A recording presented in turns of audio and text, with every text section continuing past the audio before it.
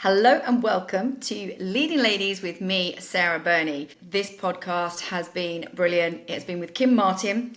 I cannot believe we've been talking for 2 hours. So that's my longest podcast yet. I think you're really going to like this one. And if there's any ladies out there that are listening to the podcast and would like to come on and share your story, then please get in touch with me. It's producer@geezersofgear.com, and I really would love to have you on the show, chat about how you got into the industry, your thoughts and your views would be absolutely incredible. And very proud to say as well that Leading Ladies is sponsored by Light Switch. Light Switch is a collective of award-winning lighting, media, and visual designers committed to changing how people experience the world. For more than 30 years, we have been practicing pragmatic design. At Light Switch, we believe it's our responsibility to keep our clients' creative, logistical, and financial objectives in balance. Light Switch's range of expertise is extensive, from working one-on-one with clients and artists to multidisciplinary teams collaborating on all visual aspects of temporary and permanent projects. Light Switch creates unforgettable moments and powerful experiences. We celebrate our team, clients, and all of our industry's diverse and talented people. As a part of our commitment to inclusion in all aspects of entertainment and experience design, Light Switch is proud to sponsor Leading Ladies.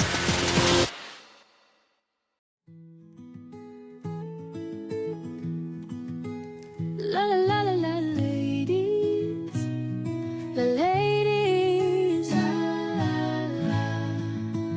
Now here's the Leading Ladies by Geezers of Gear. On tour, maybe she got some stories to share. Now here's the Leading Ladies by the Geezers of Gear. Rock star ladies with some stories to share, because la la la la ladies, the ladies, la la.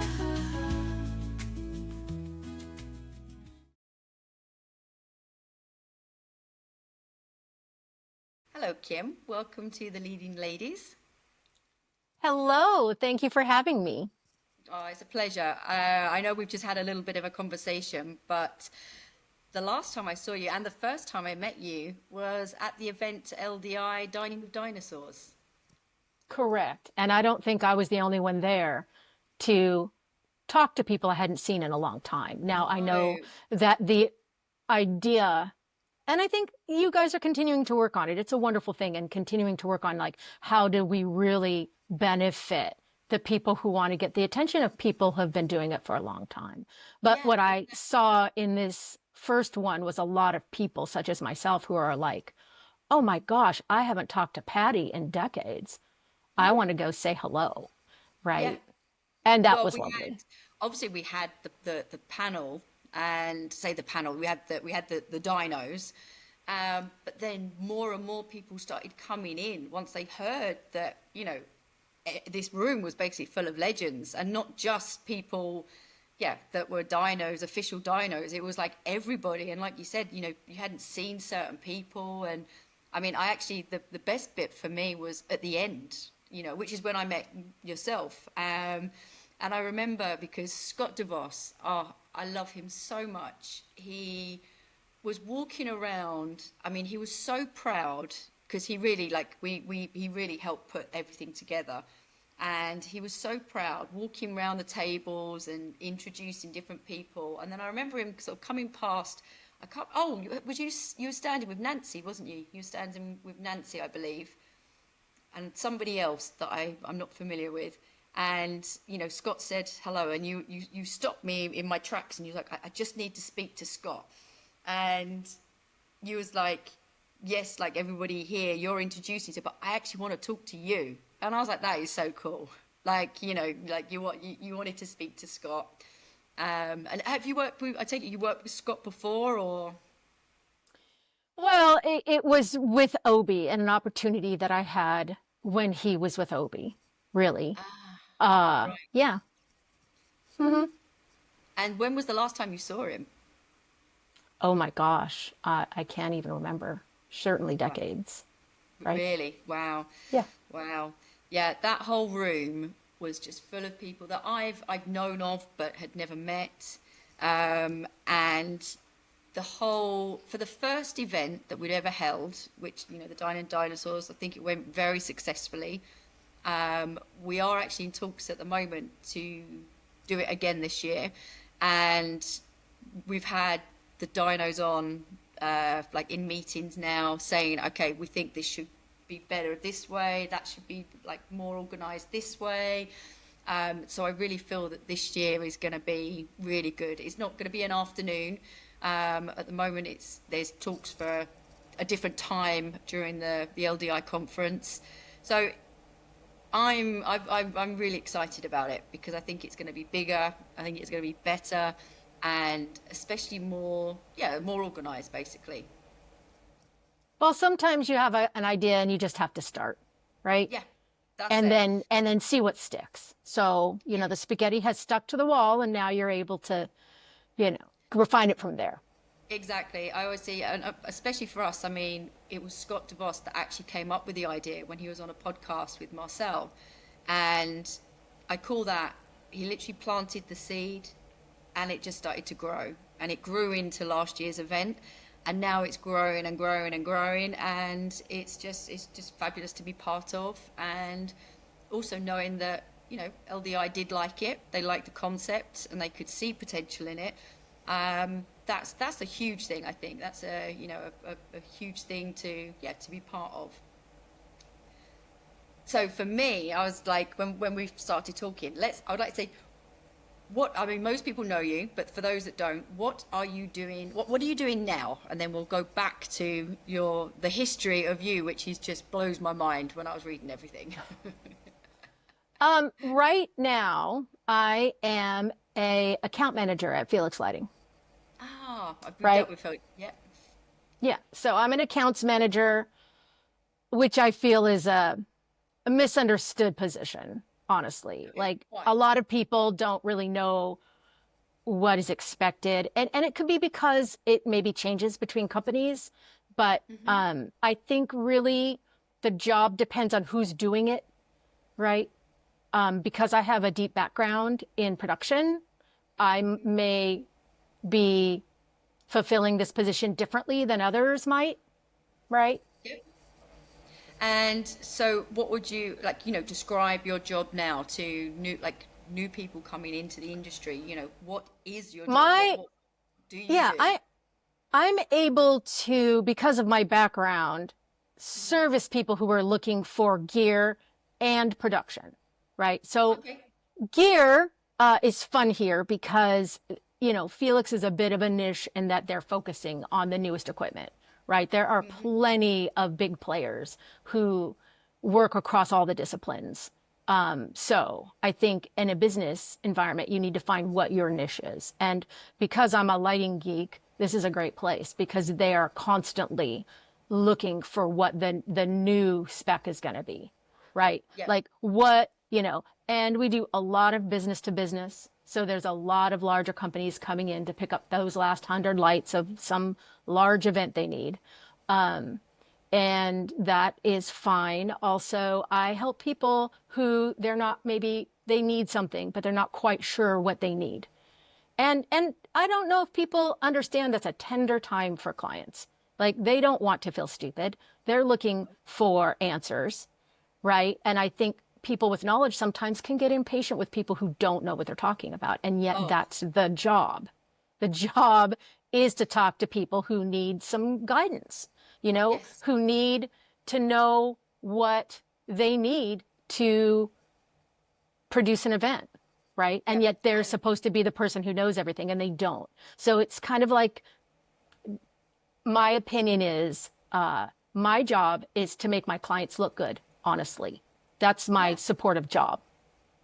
Yeah, that's No, my I like job. that. People are like, your job, what, is to tell me what I need, even though some people think that their job in my position is for you to tell me what you need, when in fact, a lot of times people don't know what they need. And with all the experience, which we'll go into, the experience that you have, you know, you really can give an open mind and suggest, and the way your personality is to suggest them going into a certain way, and at the same time listening to their needs, which is, it's a very diplomatic role as well, isn't it? It really is because there's so many different kinds of client. There are so many different kinds. I mean, I'm not going to lie, especially when I'm busy. I love the client that comes in with a full list. I love that, Hmm. but like anything else, and I had talked about this at the beginning, it's a balance. People who come in and know exactly what they want, they have their challenges as well. This is an event. Events are ever changing. And it's so funny because the thing that can get people frustrated the easiest is the fact that it's constantly changing. And yet that's one of the definitions of being in this industry. Yeah, and that's the thing. I mean, you've seen the industry change over decades, you know. I mean, what's been the biggest shift, like in concert lighting? What would you say has been the biggest shift in your eyes that you've seen? Well, moving lighting, of course. I mean, when Yeah, I started, it was park hands and color yes. changers, right? I had I had a can of Freon at my hip because that's how we could unlock the color changer addresses, and that was it. You know, that And was it for I was technology. I was going to Hmm? ask you, like, what piece of like lighting tech couldn't you live without now, but say 10 years ago, you would never have imagined having and needing? That's an interesting conversation because I believe sometimes the answer could be low tech.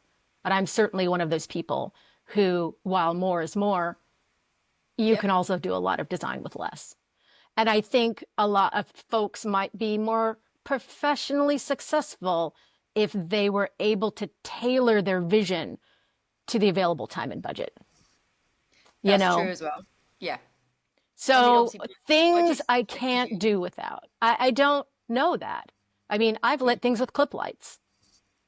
So what can I not do without? I don't know. Sorry, I don't have an answer to that because, Yeah, no, you no, I know know, it's true. It's kind of a vague. It was just one thing that I thought that maybe, yeah, there was something that, you may have, yeah, may have come across or something or felt in your heart. But really, what I want to know is like, where did you start? So after all these decades to where you are now, where did it all begin for you? for me, it began in theater. That's a Hmm. common starting place, right? Because it's an education sphere. Yeah. And I was fortunate. I was the first one in my family to go to college and my family genealogy to get the opportunity.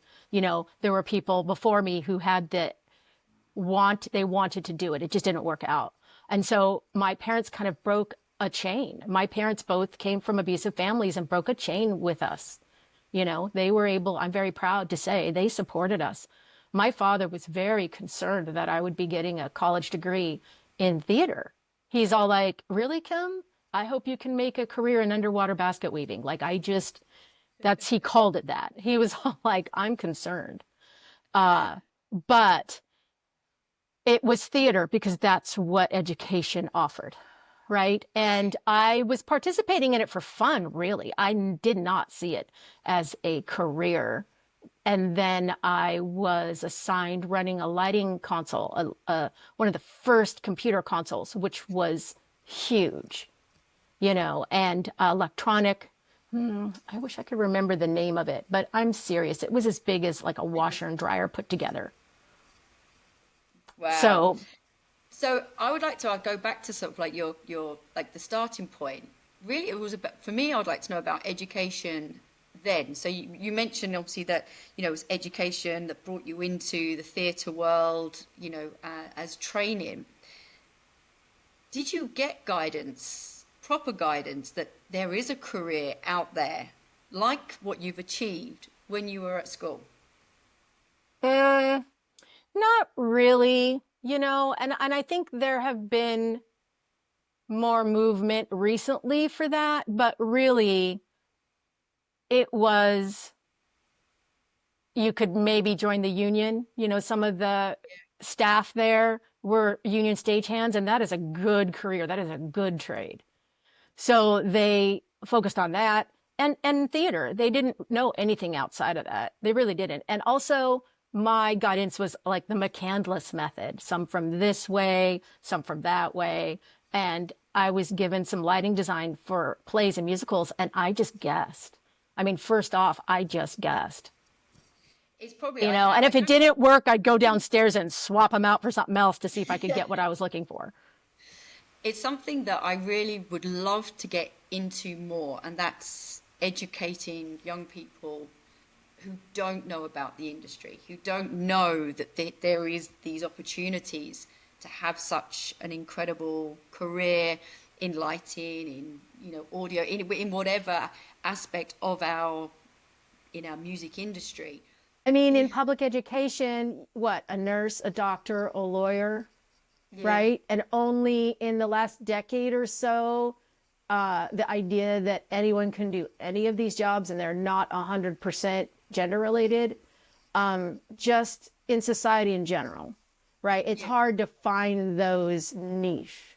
And there's a lot of, there's a lot of information. So how does anybody find anything? I think a lot of people are drawn to this industry because of the performative aspect, because of, say, the music aspect, because they heard about it or saw, and I that's going to be true about any profession. I do see there being a wider range of ways that people can find out or option. And my first sales job, I was left to figure out how to actually get sales. Like the first job I had in system sales to learn about the money. But I'm jumping ahead in my story. No, but I wrote a note to all of the drama teachers in the 4 counties around me saying, I'd be happy to speak 10 minutes to your theater students in regards to careers in our industry in exchange for you walking me through your old, cafetorium or theater, and we can talk about whether or not we can assist you in specifying a new system. And that was my offer. And I wrote 60 letters. I think I got like 6 replies. Wow. But those were interesting, right? Yeah. And I even remember in my graduate school days, I went to Los Angeles mostly because I couldn't find touring work in San Francisco, and I didn't know any path other than education. So when I had an opportunity to apply to get a master's at UCLA, that was also I was able to be a teaching assistant. So that meant I spoke to the undergraduates in the lighting classes. And I would say 90% of them wanted to be actors, and they didn't want to be there. They made them take technical classes and they didn't want to be there. So I remember even early on saying, like, you might think you don't want to be here. However, there are so many career opportunities in acting, directing, producing. And even as an actor, you should know a little something about the technical end. You're going to need everything you can to stand out. Like, people might be looking for you because you're a certain type, and you think you're just getting this on acting skills. Well, I'll tell you, if the ballerinas dance across the stage in their audition with their feet in the light instead of their body in the light, they're not going to make it. And how do you even know that? Right? So I say that today. So today I say it is important to know different disciplines. It's important to understand at least the basics in what people are doing. So many people are attracted to this industry. If we're going to talk about lighting, they're very interested in the design.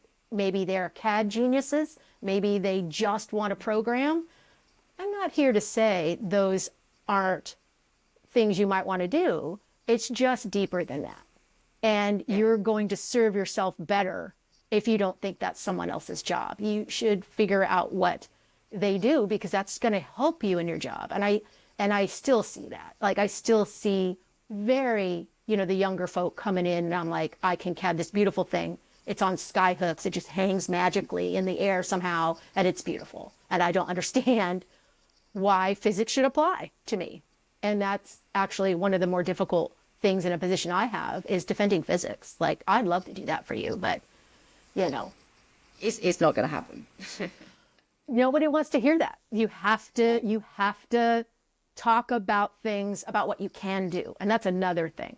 I have a lot of people in those positions who say, unfortunately, which is a bugword of mine, just don't say unfortunately. You know, giving people news they don't want to hear can be done in a better way, right? So kind of all over the place, but I did a stint in Japan for work, and you just don't say no. We used to joke that yes means yes and yes means no. And you don't say the word no, you say what you can do, right? And it was hard because honestly, I grew up loving rules. I loved the safety of rules and the safety of assuming elders knew what they were talking about. You know, I love that. But it doesn't, life's much more vague. Life is very vague. And, you know, when you come into an industry, you know, our industry is something very special. I mean, before we called it the circus, you know, and it's kind of like a circus. Oh, it's still the circus. And, you know, you're traveling around. You know, I haven't toured for quite some time.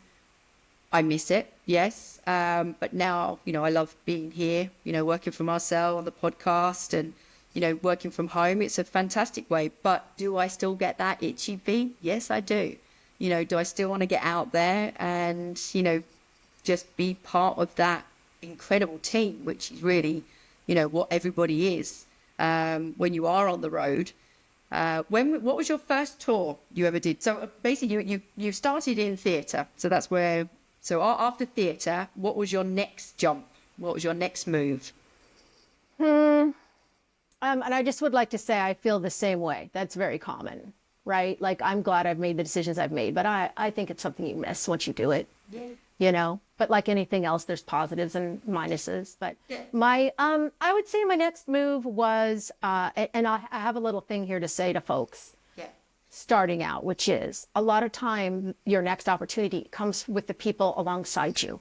A lot of times people think it's going to be from a mentor, and if you are lucky to have one, an elder, a leader, and yet often your next opportunity is from the person beside you. So don't forget to work with the people alongside you in the cruise, because honestly, that was my next opportunity, was someone who I'd worked with in summer stock was going off to get her master's at NYU. And she had been the lighting designer operator at a little theater in San Francisco. And so when she finished her undergraduate degree, she reached out and said, I'm going to school. Do you want to take over this little theater for me? And I said, yes. And so that was my first professional opportunity, was to make, you know, $300 a week working Tuesday through Sunday at the Mason Street Theater. Wow. And my first opportunity was to remount a play of Greater Tuna. And it's so funny because in college, I'm serious. I didn't know anything about beam throw ratio. I just pulled up what was out of the basement and tried it. And if it didn't work, I just swapped it out for something else. Seriously, that's it. So when I first had my first paying job, I got a bunch of rental Lecos from the local rental company, and I had a crew of 2 people. We hung it all.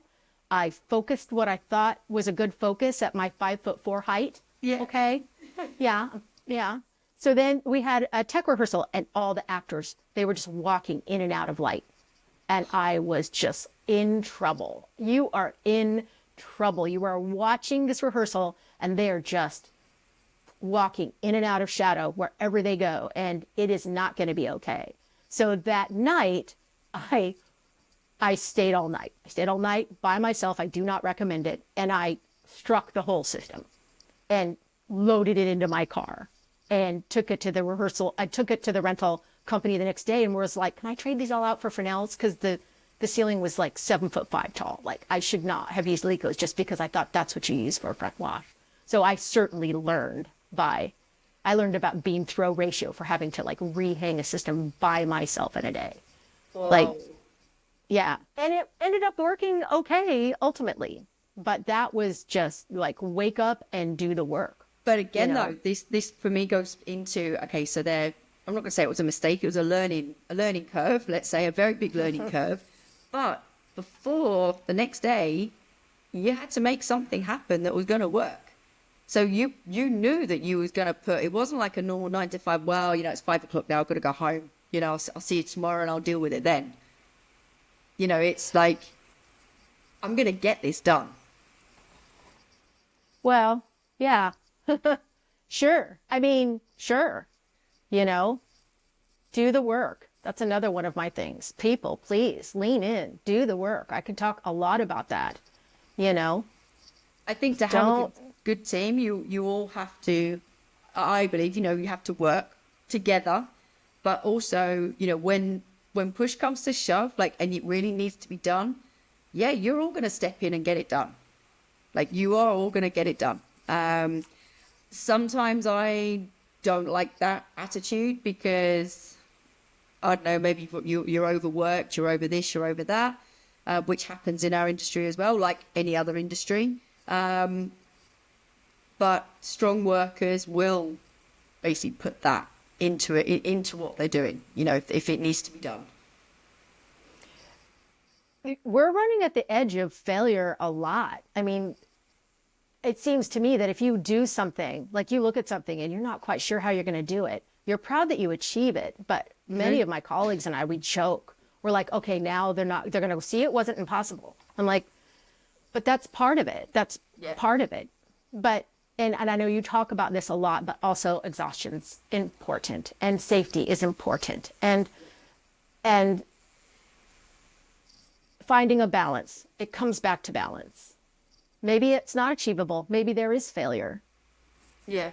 I think now, I mean, I have been noticing a lot of differences with different tours. So I always look at the tour schedules and I'm always looking, I'm just intrigued. And, maybe I've got friends out on a tour and I'll be like, oh, okay, I'm going to look.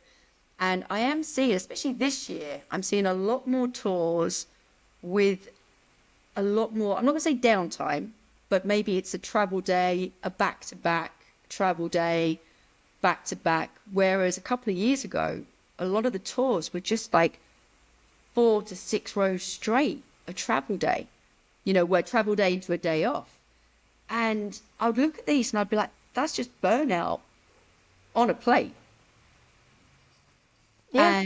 And, and I would love to think that artists have a say and people in the top managements who decide the schedule, I would really hope to think that they are actually listening to everybody, the likes of me on here, not me as such, but you know what I mean? Like people that are voicing their opinion about mental health, exhaustion, and what really, we can achieve to get the best out of people. I mean, you've been touring for years. Have you seen a change from what it was then to now? Was it more intense years ago, or? I like that people are talking about it. Me too. I like people are talking about it because it's going to come from the people. I would be or the artist. I know some people who work with some of the classic artists, and the classic rockers don't want to do 5 and 6 days in a row. They can't. So I have seen a lot of touring that's 2, 3, but that's based on the artist need. Yeah. I would say that it's going to be driven, if it gets better, by people who just don't accept the work. Where I've seen the improvement is that they can't get the people they really want if they can't, like they're setting their boundaries, but it's difficult. And you're always going to find some younger people who want it bad enough to do it. I don't think that I would love to think that as well. But from what I have seen, it is either going to be artist driven or it's going to be driven by the people who only demand that. And there's going to be always a bunch of people who are willing to jump through the flaming hoop. They're going to do it. This is the problem. This is, you've got somebody that, for whatever reason is like, I don't know, say myself, I'm like, no, I'm not doing that because I know that whole schedule, I'm going to be burnt out. Like, that's not good for my health. So I say no. Then you're there and you're like, no, I really need the money. I need this. I need that. I'll do it. Then that's it. Then the tour happens. And like you said, there's so many people that want the job that I I'm not being cynical here, but I don't think there'll ever be a time when people will say no to doing it. I think they'll always find people. I think you're correct. Yeah, I don't think so. yeah, nor do You I. know, and so there you go. You know, Yeah. But I do think that I think it comes from the artists. The artists, I don't know how much say artists have in it, because I don't. But I think when they see, I mean, even for them to perform, I know that if I use so much energy being quite social one day, well, the next day I'm tired. Maybe I could do 2 days, but after 3 days, also my performance is not as it should be. So you imagine you're giving your whole energy on that stage. Okay, maybe the traveling, the everything, you've got a little bit of downtime. You're not like back in at like 7 o'clock in the morning to load in, but still there's PR stuff going on. There's, they don't just stop just because when we're there at the venue, we think that they just come in at rock in the afternoon, and, there's more to what artists actually do as well. So the whole schedule for everybody, I think, can be very intense. I would love to see a change. Yeah, I'd love to see a change. I mean, I live in Crete, and okay, this is going by. It's not just our industry, with burnouts and all the rest of it. The summer season here, it starts in April, it ends in end of October, and most people do not get a day off.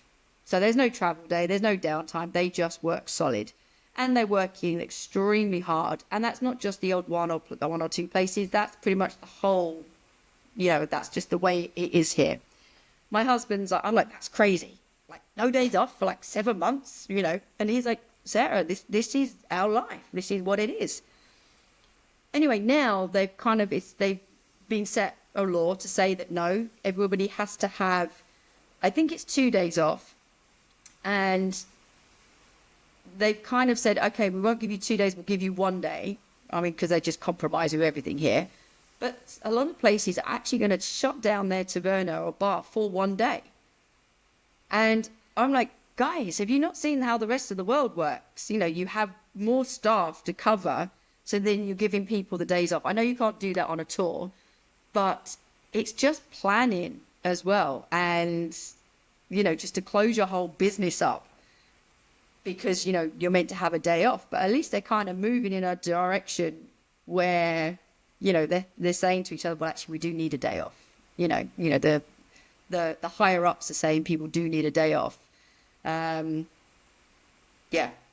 Anyway, it's going to have to come from a lot of different ways. It's going to have to come from the acknowledgement that a rested person is a more productive person. Yeah. If we're talking about business, that is what it is. It's business, and I definitely started off at the more creative, artistic portion, which I adore and still do. But also I have found business fascinating because if you understand business, you can get more of what you want because that's what this is based in. So I know plenty of creative people who are like, I don't need to deal with that. That's others. And I'm like, okay. I mean, I can understand where that is coming from, but you're not serving yourself. Like, that's not going to help you get to your goal if you don't, and some people are better at it than others. There's some people that's very true, but then find your friends, find your business friends then. Yeah. And that is one of the things I would say today that I see as better, that I had a hard time with in my career, was the business knowledge. I did not have enough business knowledge to take some of the opportunity I was offered when I started getting more recognized in the industry. Like, there were some opportunities I lost, not because they didn't want me, because I was a creative force and that I was good and recommended by really good people. It was because they called me and said, am I talking to Kim Martin's secretary? And I'd be on the phone going, am I supposed to have a secretary? Like, is this the business of Martin Lighting Design? And I was all like, yeah, like, I didn't know. And I think now with people being asked to be their own businesses, LLCs, I mean, that is a certain hardship for some folk. But I also believe that, and I heard Chris Lyle talk about his, the touring career workshop. Amazing take a look at that. Talk about the finances. Like people, when they come talk to you and they want to be mentored, they're like, well, how do I get to be a lighting designer or a programmer? And those are wonderful goals. Really, right? But you're thinking in such a narrow focus of what that definition is. Yeah. I mean, so those are the things that I like seeing. And that's it. Again, like we said, it's about talking. It's about, I mean, I do a lot of, I do all the social media for like Geese of Gear. And, you know, I always like to, I go on to, in fact, Touring Career Workshop, they've had a name change now. So it's now Echo Live. And so I do a lot of things. I say a lot of things, at least once a week, twice a week. If they've got an event coming up, if they've got something, I put it on our socials. They're on our website and stuff. So more people can be aware, because I wasn't aware, you know, even a year ago, I didn't know that Chris was doing this. And then we had him on the podcast and he started talking. I was like, wow, that's amazing. And, you know, now, you know, again, he's going from strength to strength because he's got great people that believe in him. Same as Laurie, you know, Laurie Rubenstein behind the scenes, everything she does. I met her for the first time at LDI. I love it. I absolutely love it. Just giving the opportunity, you know, if you're an LD, learning the business side of things. So you have got more of an awareness of everything is only going to make you a better person. Well, it does help you. It does help you. Yes. And so you were asking about my path. I think touring, and that's, you know, certainly a focus of these talks. I saw a Don Henley concert, and it was park hands and color changers, and they moved truss pods. Like they didn't have moving lights, but they had like moving structure. Mm-hmm. And I had found out that Steve Cohen was the LD, and I went down to the front of house and I was like, Mr. Cohen, I want to do what you do. Can you talk to me? And he was very gracious. He was very gracious. And the guys at front of house were laughing. They're like, hey, she's calling you Mr. Cohen. Ha, ha, ha. They were like giving him a bad time. And he came and spoke to me. And that was the first time he said, I don't work for a company. I work for myself. And once again, being someone who had been very structured, you go to school, you get the opportunity, maybe you become the lighting assistant for a rock and roll designer. Like, I didn't know that wasn't a position, right? I didn't know that rock and roll lighting designers didn't have design firms. Mm-hmm. You know, you don't know. And so that's all I could really take from that conversation, was that he works for himself. And I'm like, oh, great. Well, how am I going to do that? How am I going to work for myself to get this job? And I heard many interviews where people were kind of slided into this, but I really knew what I wanted to do. And it took me years. It took me years to figure out how I was going to get to do something I wanted to do. So do you remember the moment you knew that lighting, you know, was going to be your career? Like, in college, I realized that the technical theater was a career. I realized that one could actually make a job, because I was in theater for fun. I was hanging out with my friends, dancing in choruses. I never took it seriously as a career. So when I took it seriously as a career was first the realization that you can make money doing it. I was the college stage manager. So I had keys and would let the dance companies in on the weekends, and I made a little money. Yeah. So I realized there was a career there. But that concert, the Don Henley concert, was when I was like, I don't. Yeah, because I had already at that moment figured out that theater lighting was not going to be a living wage. Mm-hmm. I don't even know if it is now. I don't even know if theater lighting design is a living wage thing. I mean, people I know do it, but they have to do multiple theater. They often have more support outside of their income, you know, and that is a thing too. You know, I did not make a living wage until I was in my, gosh, that's kind of why I got off tour, because I couldn't sustain a living wage just touring. I couldn't do it. And so, no.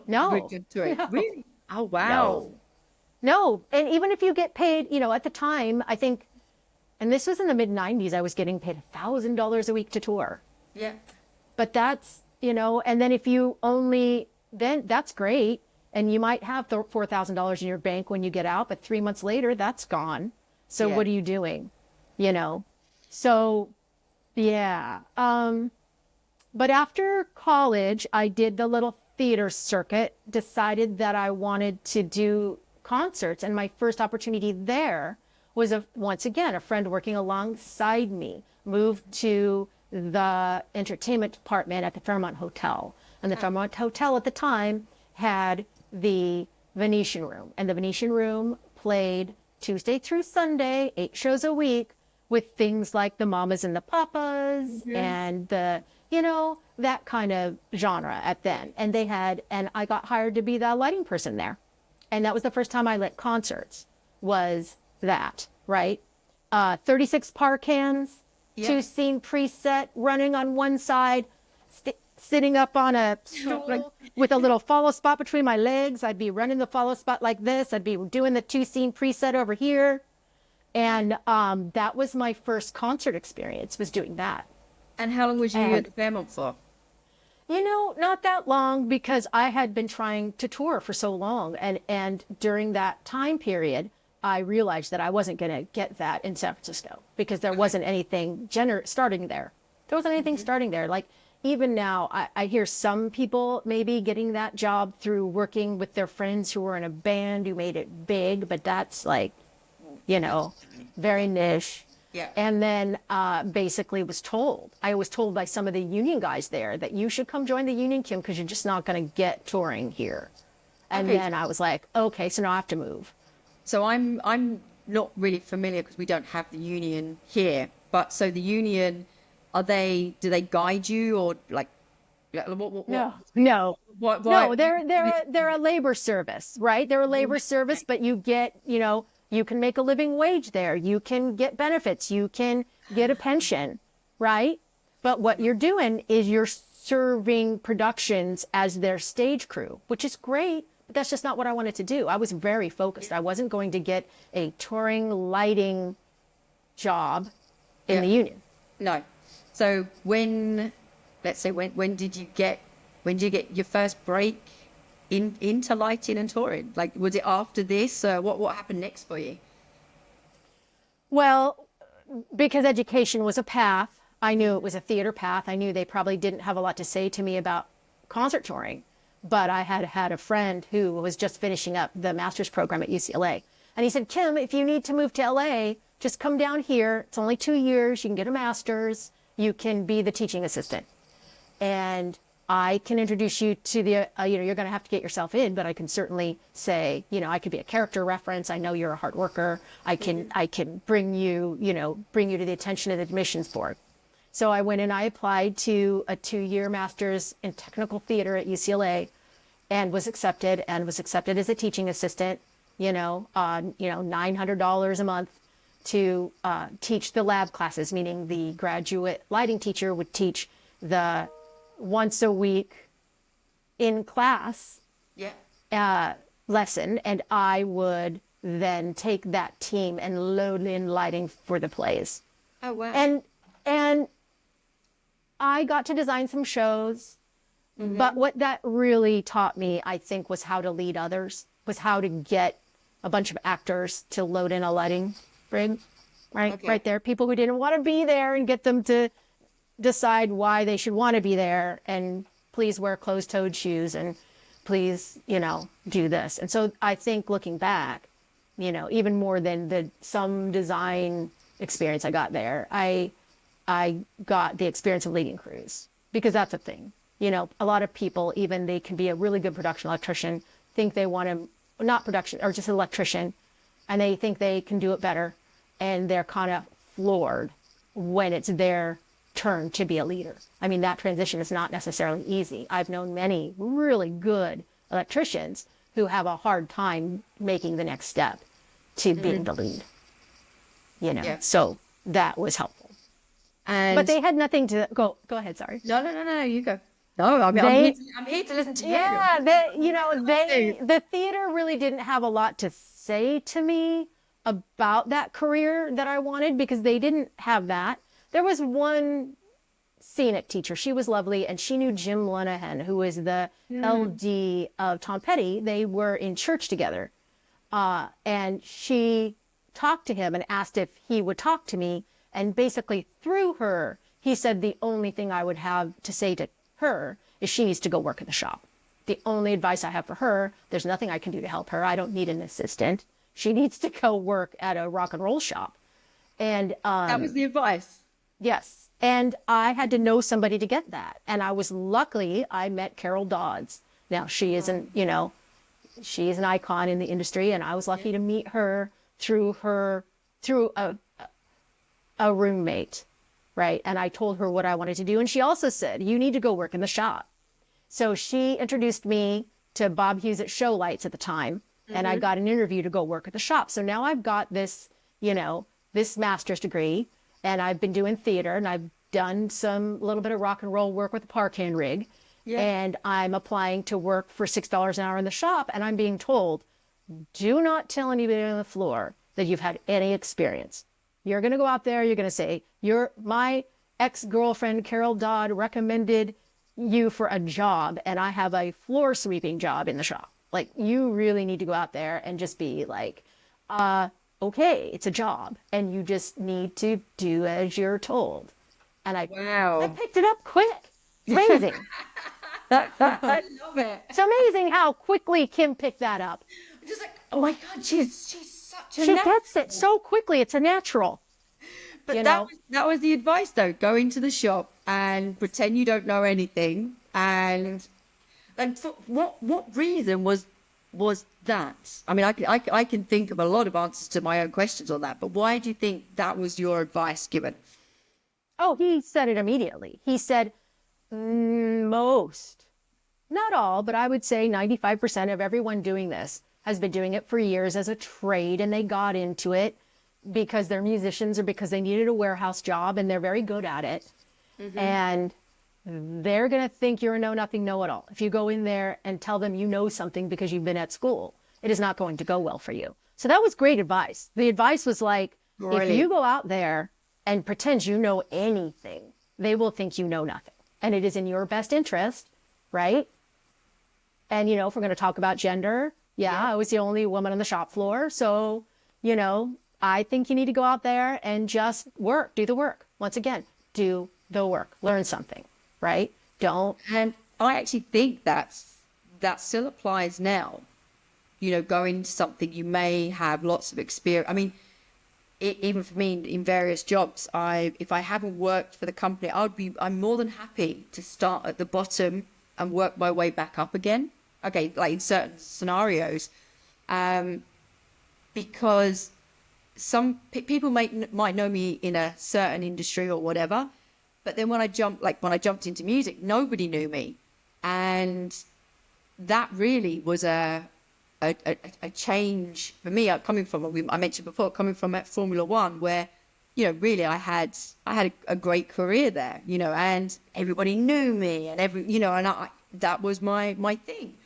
I left that, didn't know what to do, and then coming into the music, I knew I could do certain jobs, but nobody had heard of me. No, like, you know, and I did get some like hard times from certain people when I was like, oh, well, you know, I can do it. What do you mean you can do that? You've never worked in the industry. And I got that. So that for me, if someone had told me, basically shut your mouth, do the work, you'll probably go a lot further, faster. Yeah. So I did that for a while. And once again, my next opportunity was from someone alongside.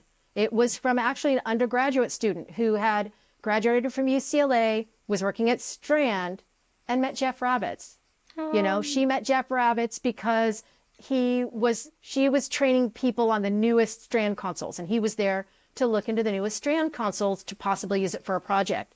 And he really liked her and said, look, and this is fascinating. He goes, I need a lighting assistant. And she was like, I'm going to stay here, but I know who you need to talk to. So I was fortunate enough to come home one day after a long, you know, freelance crew day, and to have Jeff Rabbits on my phone saying, hey, you want to come be my lighting assistant for Cher? Because he had a theater background and he knew what to do with an assistant. And that is not, so this like unicorn position kind of appeared like, come talk to me about this. And I did. That's amazing. And how long was you with Jeff for? A couple of years, I think. And I learned so much from Jeff, right? Because before that, I understood lighting washes, but he was a concert designer. So even with Parkans, he was the one who showed me about beams.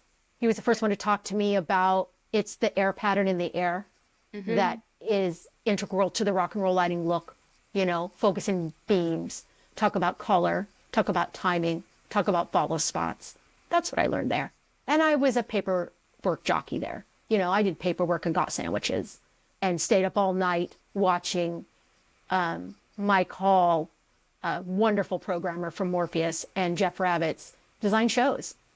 Wow. You know, and I was there all night to go get coffees, and I learned a lot watching. And you know, he would go out for the first 2 weeks on a tour and take me with him and then turn it over to his lighting directors. And that's the position I wanted. I wanted to be one of his lighting directors. So, you know, I'm all like, oh my God, I am so close to running a concert now.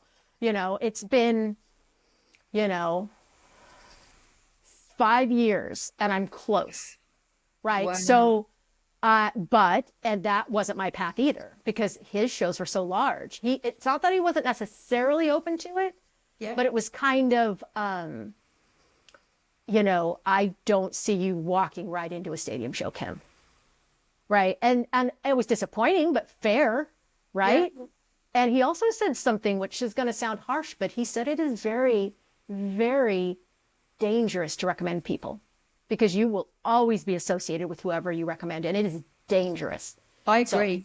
So, I've learned the hard way. I don't recommend unless I'm really, I don't know, unless I can really see something extremely special, and I don't recommend anybody anymore. It is dangerous, and he told me that. It is very, very dangerous. And his needs changed when he became Moody Rabbits for the kind of assistant he needed. And I was doing freelance. And part of my story is the diversity, because I spent so long, like I really wanted to be a concert lighting designer, and I achieved that goal, but it took me years. And through that time, I was able to pay my rent by filling in all sorts of jobs in Los Angeles, because there's a lot of work there. So I was able to work in television. I was an on-call lighting director for live news at KTLA, live talk shows. That was a job, you know? And so I got to saw that side. Do you think it took you longer being a woman, a lady in the industry? Or... Oh, yeah. 100%. Yeah. No, 100%. Like, yes. Yes. The answer. And the thing is at the time, and I know that it can be discouraging, but I would like to say that I got patted on the head and told that touring was not a place and was not great for women. Like, don't do it. Like, I know you want to do it and you're really good, but you should run the shop, or you should, you know, stage manage something. Like they like, when I was starving, full-time jobs were offered to me. And I was like, I don't want to do that. I thank you, but I really want to do this. And I was disappointed at the time, but looking at it, these were people who were training me, and they were honestly concerned about shall we say, the environment of touring. Because honestly, in the late 80s, early 90s, the environment of touring, you know, they were not wrong. I hate to say it. They weren't wrong necessarily, that wasn't necessarily an environment for women. You know, it's a little better now, but that wasn't an environment. They were concerned that it could become abusive. And they didn't necessarily say that, but I think that was part of it. It wasn't like, we don't want girls, although that was said to my face. I got put on a crew once, and the crew chief came in and said, who's my crew? And I was on it. I was excited. I was going to be on the crew, but it was going to be my first traveling show. And I got whipped right off that list. He was like, no girls, and took me off. No. And that's harsh. Yeah, that's harsh though. It's harsh. Oh my goodness. I couldn't imagine. Well, yeah, you couldn't imagine that happening now. Things have changed. I mean, we're still a Yeah, minority. this is the best time. I mean, it doesn't mean that there can't be improvement, but this is the best time, you know, and there's plenty of us who have gone through this, you know, there's all sorts of names. I'm sure you're talking to people. And, Well, as there are more, there will be more. Right. yeah, I mean, Carol, she was meant to actually come and be a dino.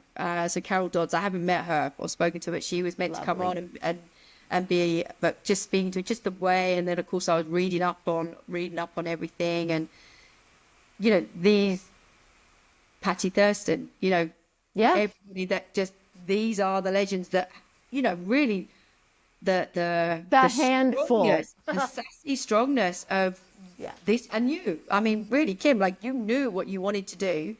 You was going to get there. You was knocked back, got back up again, knocked back, got back up again. And that is just, I mean, that's something to be proud of. And to now be able to tell everybody your story, like, yeah, I think that's actually kind of nice. Yes, again, for whomever might be interested, it's nice to be able to tell the story, because today, you know, I'm not going to be reading people my resume. I'm going to be all like, how can I help you? And I have also been, even now, questioned by some people in the industry about my knowledge. I get that. I still get it. I still get people like, well, they don't know, right?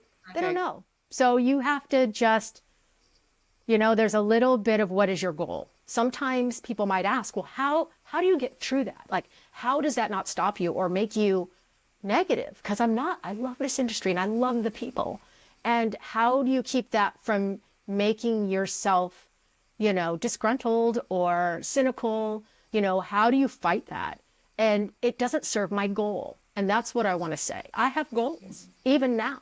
You know, I'm a little bit driven. So if it doesn't go to my goal, I just come back around, you know.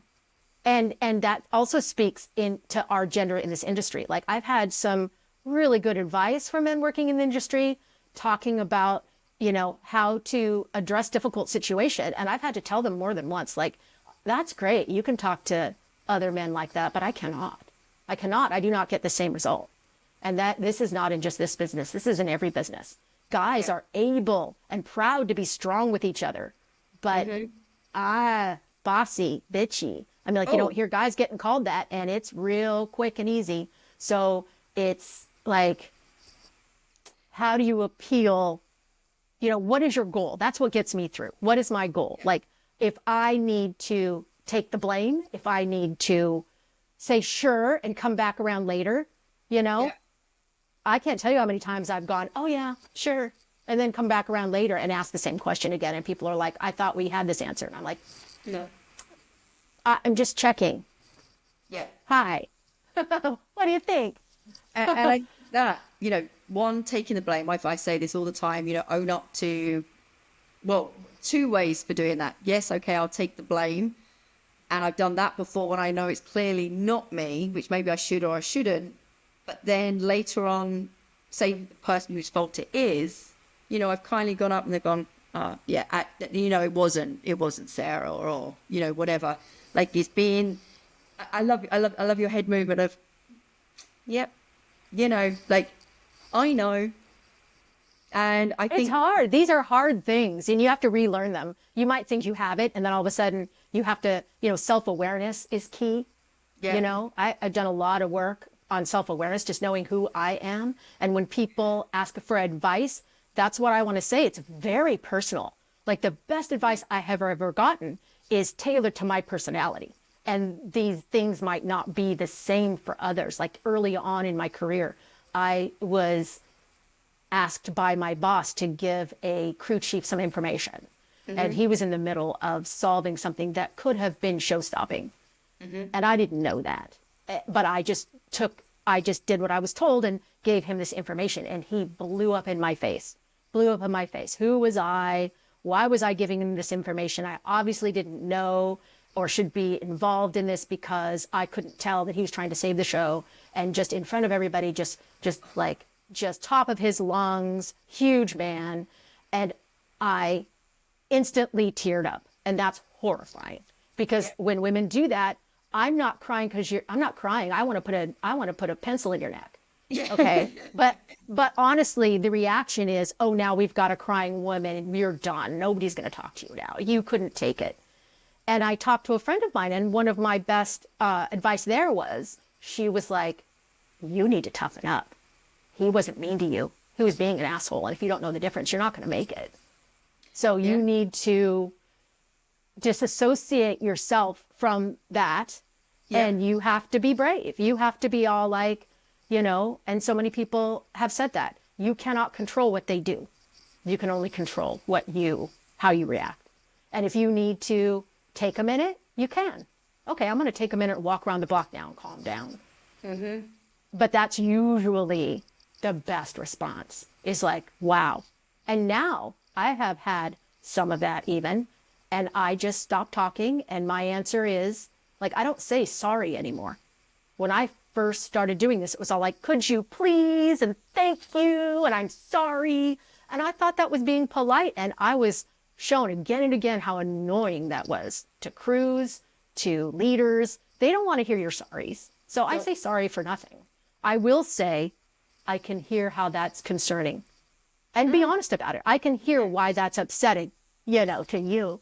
Like, I can hear that. Yeah. Right. But that doesn't mean that, right?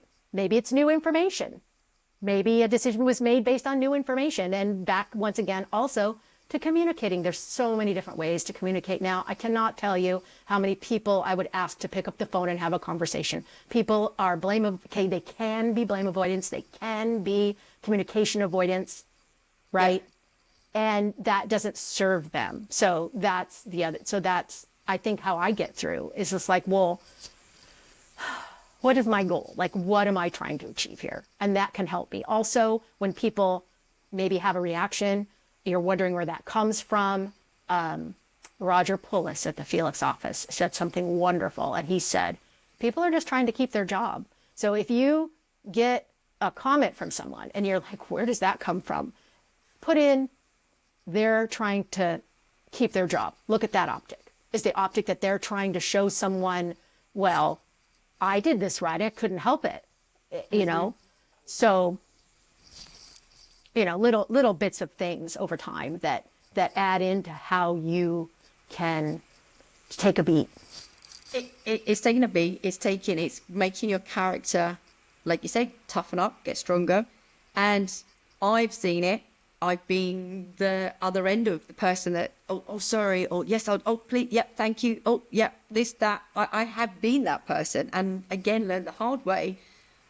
And also, it ends up being that it's not sincere when you are that person as well. Oh, no, that's so very true, right? So, because what you really want to say is, it's true. So, there's like, you can say it in different ways. You can.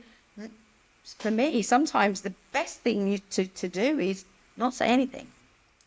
That's so much fun because, I get to work at home a lot, which is lovely. Yeah. And sometimes I'll get fired up about something. And honestly, when I get fired up about things, it's because I care. I get a little stressed out. This industry is so last minute. There's some things that need to get hit to be done. And it gets left to the last minute so often. And I'll tell my husband, like, oh my gosh, like this happened and I want to say this. And he's lovely. He's such a good side man for me because he'll go, or you can just say nothing. Like, I'm going to say this. It's so clever. It's so funny. It's getting my point across. And he's like, yeah, no. I mean, you can tell me, honey, or you can write the email. Just don't put the to, don't fill in the to portion, right? That makes you feel better. Really, just let it out. You go ahead. I've also had to learn that recounting it can just stress you out again. It doesn't always, And sometimes as well, less is more. I know that's another big one for me. You can go into a big explanation. You can say exactly why this and why that. But actually, you just go to the point. A to B. This is what this. That's it. And it's. I edit almost every one of my emails. Yeah. Yeah.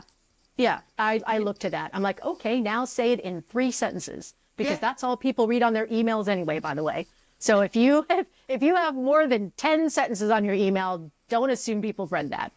I mean, people, like at the beginning, you know, I'd be introducing myself and, you know, saying that I'm like helping Marcel out, excuse me. And I'd be, and then you go, Sarah, and he goes, nobody's going to read that. So now it's like, hey, you want to come on the show next week? Like, it's so blunt. And so, and we get more people that way from like my big hi and da da da da da da. I mean, there's a place for it, but in business, certainly, just like No, how... that, you know, I mean, yes, I like giving as much information because I think, well, actually, you know, the more information that's there, you know, I'm literally covering everything. However, at the same time, I also think even sometimes it's best to filter information, you know, little stages of what's needed or whatever it might be. That's a very good advice as well. Like answer the questions that are being asked of you. And you know, maybe ask one additional question or something, even though you have a list. Yeah. Yeah, that's very good too. Just let people. It's also really good when in crewing, to be honest. That's another thing that I do as well. You know, in the job descriptions, people are like, do you have production electricians? Do you have programmers? Do you have crew people?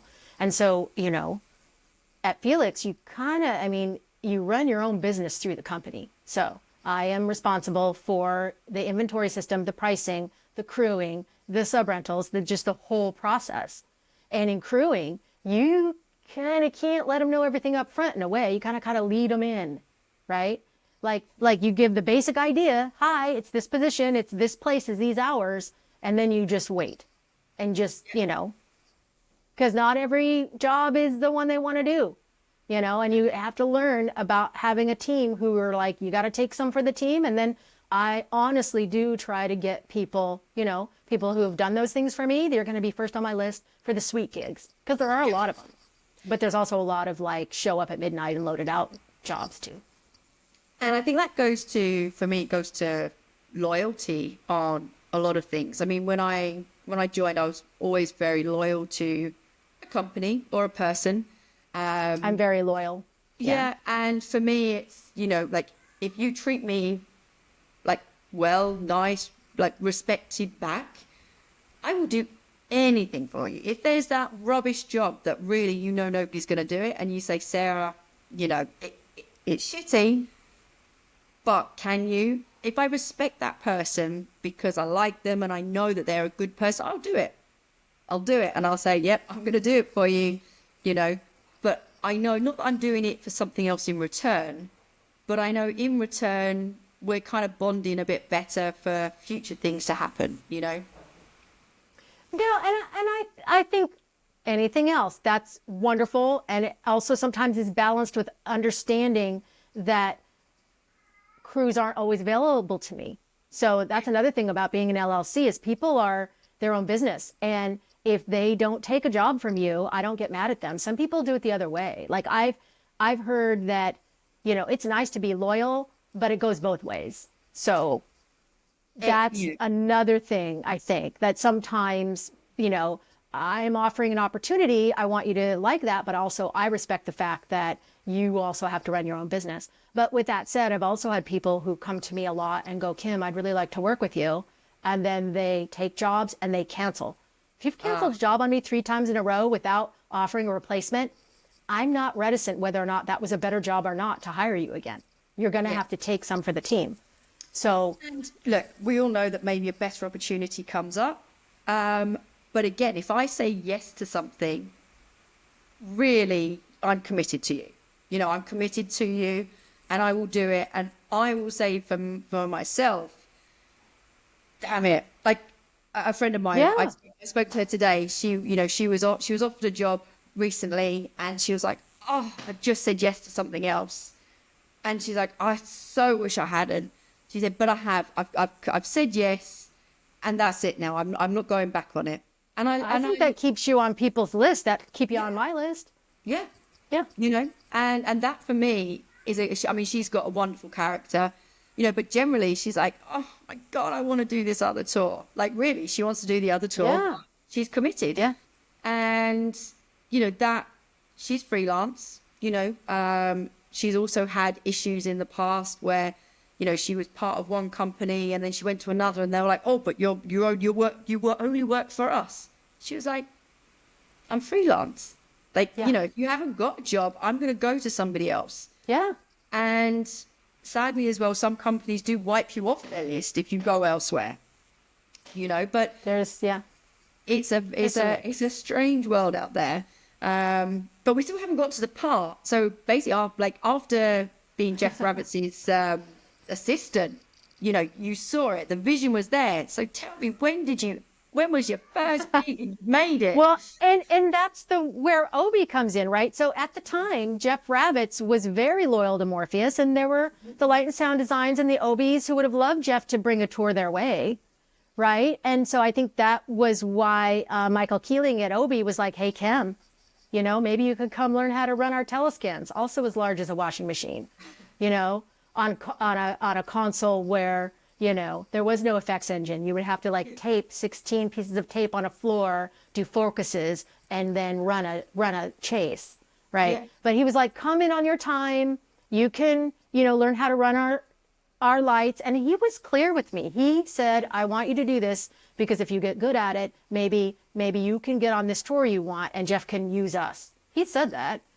That was great. I was like, sure, like motivating me to spend my own time, you know, trying to learn about these lights. So one night I was doing that. I was running my cues to my songs and I turned around and there was the executive suite of Obi behind me.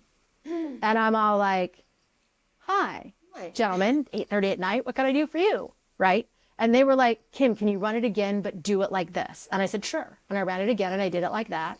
And they said, thank you, and left. And then the next day they were like, we would like to put you up to be the lighting director for Tracy Chapman Tour. Because the funny thing enough, the reason I finally got my first opportunity was because an artist wanted a female. So people are like, oh, I don't get it because I was a female. I'm like, I finally got it because I was a female.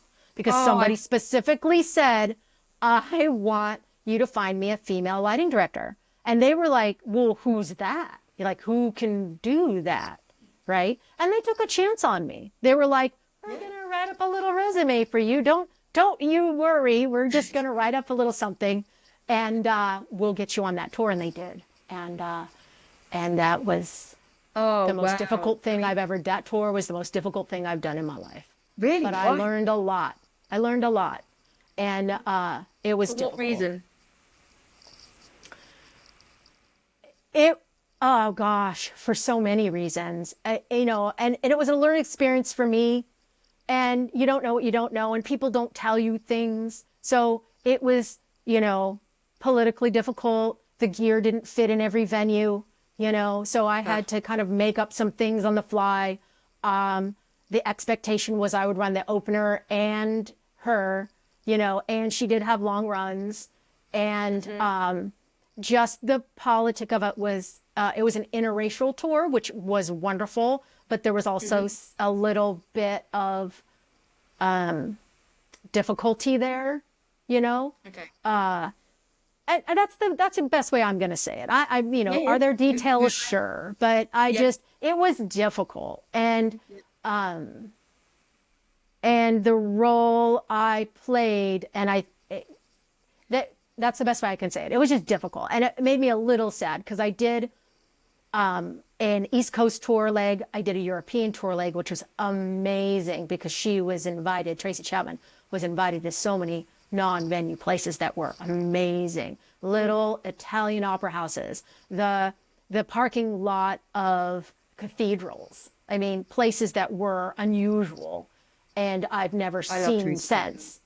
And so many people do. Also, that is the time I learned when you don't tell people. You just let them love the artist. You don't tell them the challenges it is to work maybe with that artist. There were challenges there as well. So we were working in a production that had artist challenges, crew challenges. The relationship I had with the designer didn't end up being as good as it could have been. And I learned a lot because of that. I will just leave it like that. Yeah. So, but coming back with that experience, I could now say I'd been on tour, and that is the thing. Getting your first one is the hardest thing. And once you survive one, then people want you because you have experience. There's always touring jobs if you can say you know how to do that, because touring isn't just the job, it's the lifestyle. And it's the getting along with everybody on a 40-foot bus and maybe having an argument during the day and being able to have a beverage together at the end. And if you have to have that personality.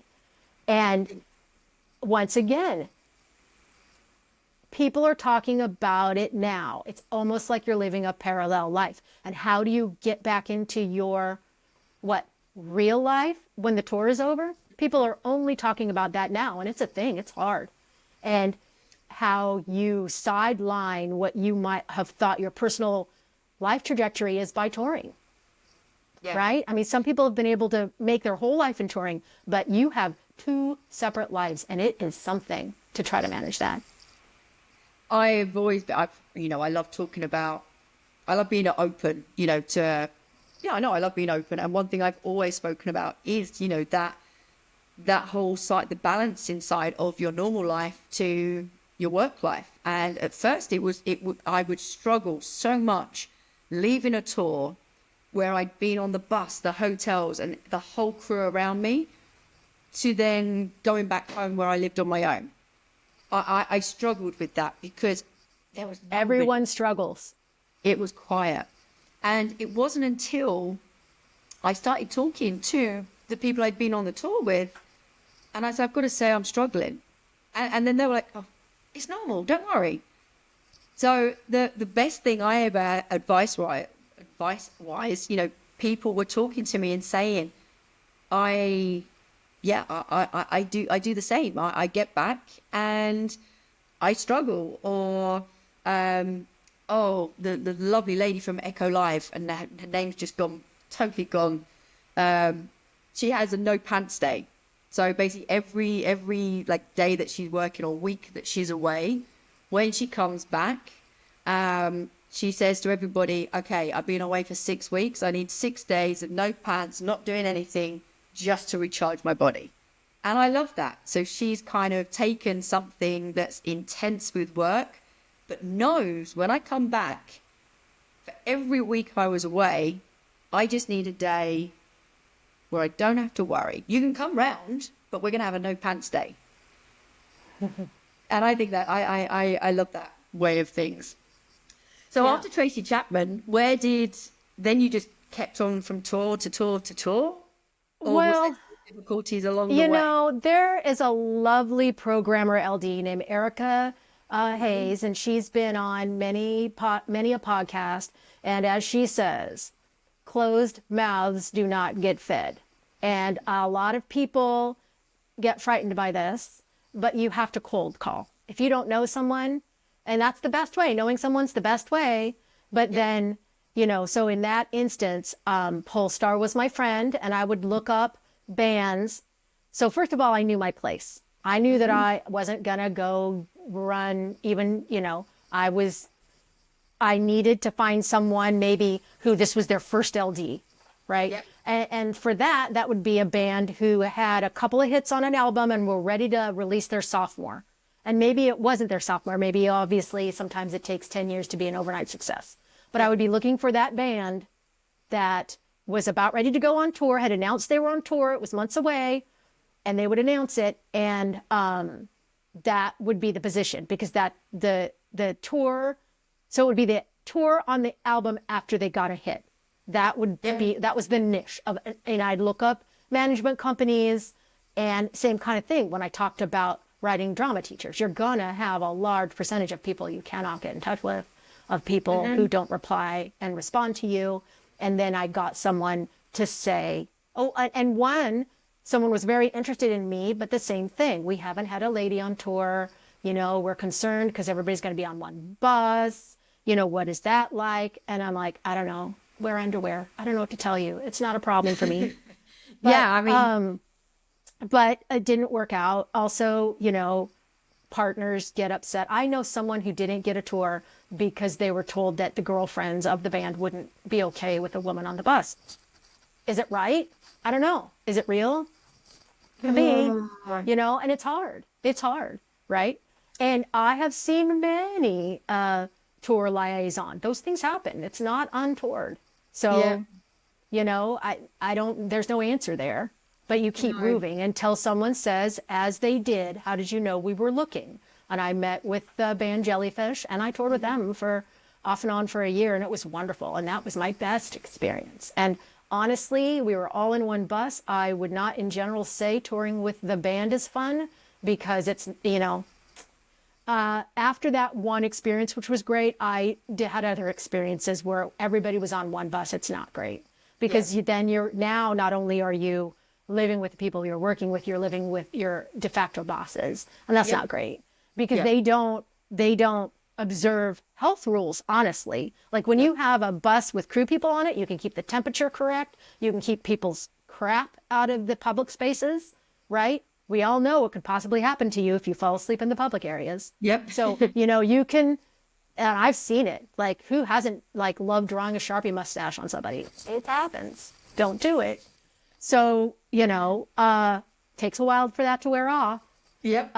But I would say, crew having their own buses, a large enough tour where they had crew on their own buses. What was really nice is during the Jellyfish tour, Jeff came and saw my show and then offered me lighting director work. So full circle, right?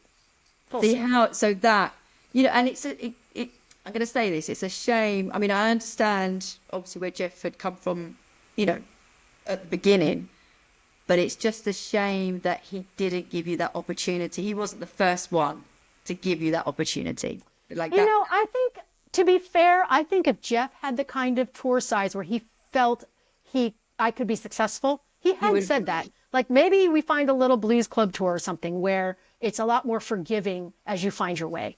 Yeah. And that's not unfair. It would have been nice, but ultimately I did the work. I showed him my expertise or my skills, and he said yes, and he signed me up.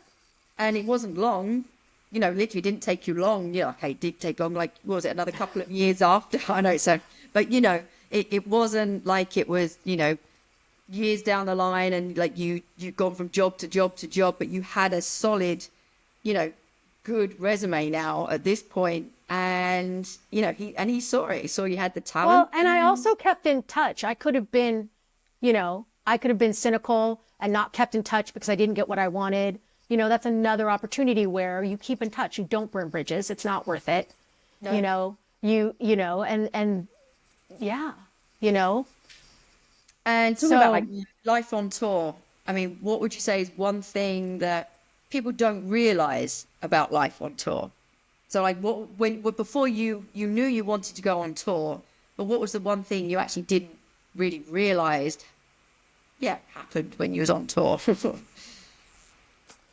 Well, we talked a little bit about the idea of having two lives. I mean, that's something you don't realize. I'll speak a little bit about being a woman on tour in the 90s, which is, and I've had people say this has happened to them and they were unhappy about it, but I was joyous to be able to walk in first and have someone say, Kim, it's a pleasure to meet you. You're with the tour, right? Hi, I'm Alicia.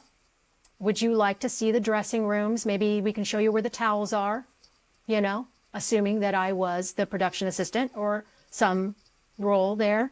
Yeah. And I wasn't offended. I've heard people say, well, why do they just assume I was that position? And the truth is, it's because that's what it usually is. Yeah. And I would love to say, just enjoy. I relished the fact that I would say, hey, as a matter of fact, can you show me where the towels are? Because there's usually no towels when I'm done. So let's get Kim a couple of fresh towels now. And I really would like to talk to your rigger. And they'd be all, or your production electrician, and they'd be all like, what? But I liked that. Like surprise them. Get them into the idea that that's what they're going to see more, right? Because they don't know, and when they're inviting you in, they're inviting you into their home. Wipe your feet, okay? Be polite, right? Yeah, 100%. I mean, a very good friend of mine, Colleen Wittenberg, she's incredible for me, but her attitude to things, she just walks, she owns, she owns where she is, she knows exactly. And this isn't just touring life. This is personal life. She's always known, like you, this is my goal. How am I going to get there? And that is the most, that for me, what you've given me is that's the best advice. Know your goal, know where you want to be, and you can get there. It just, Well, and figure out the price you have to pay. There's always a price to pay. And if you don't want to pay the price, well, then maybe reassess your goal. And that sounds harsh. But I think that's even more important today with how technology based. This industry is more and more technology based. If you just, can hang a few park cans and live with no sleep, But now, wake up and smell the parameters, people. It is very technologically advanced.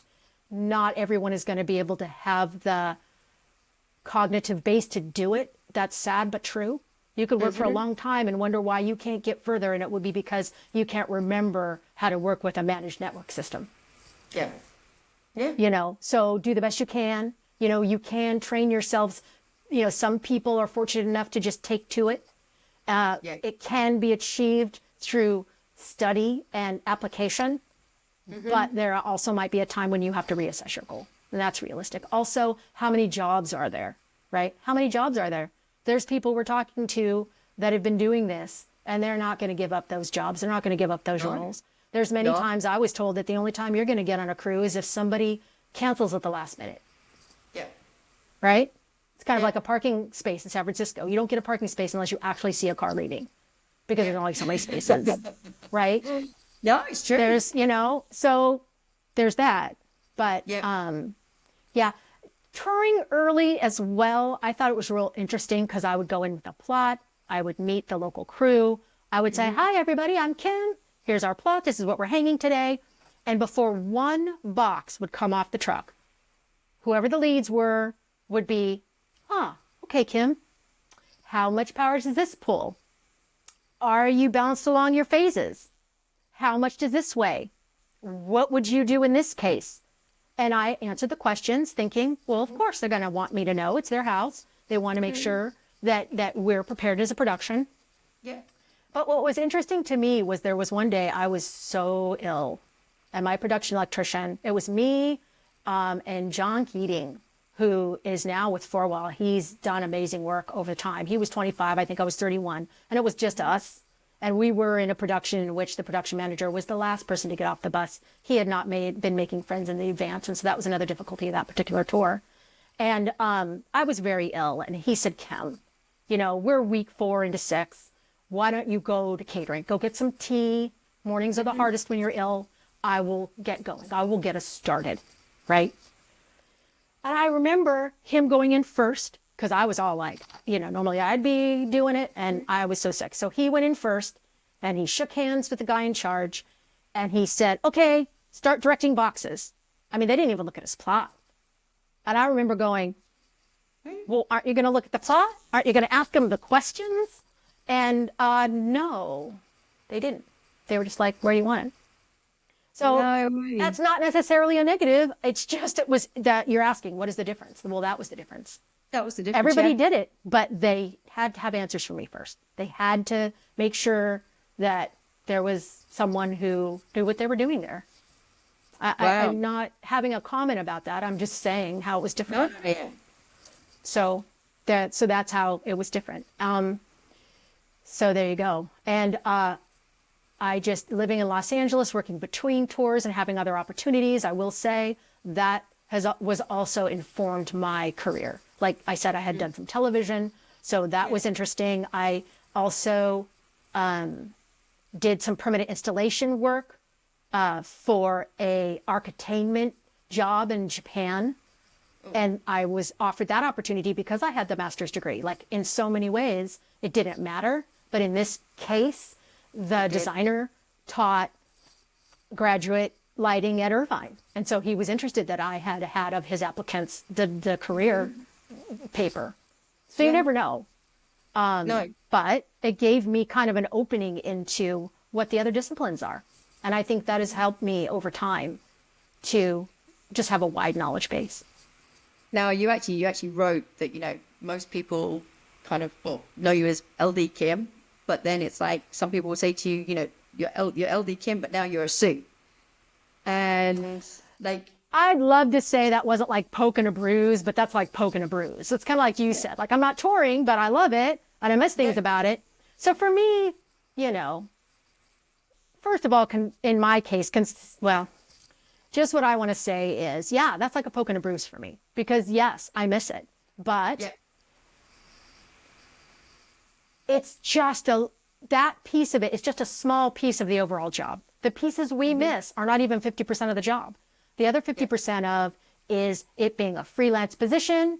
The other piece of it is the exhaustion. The other piece of it is it sounds like you have control over all of it, but you don't.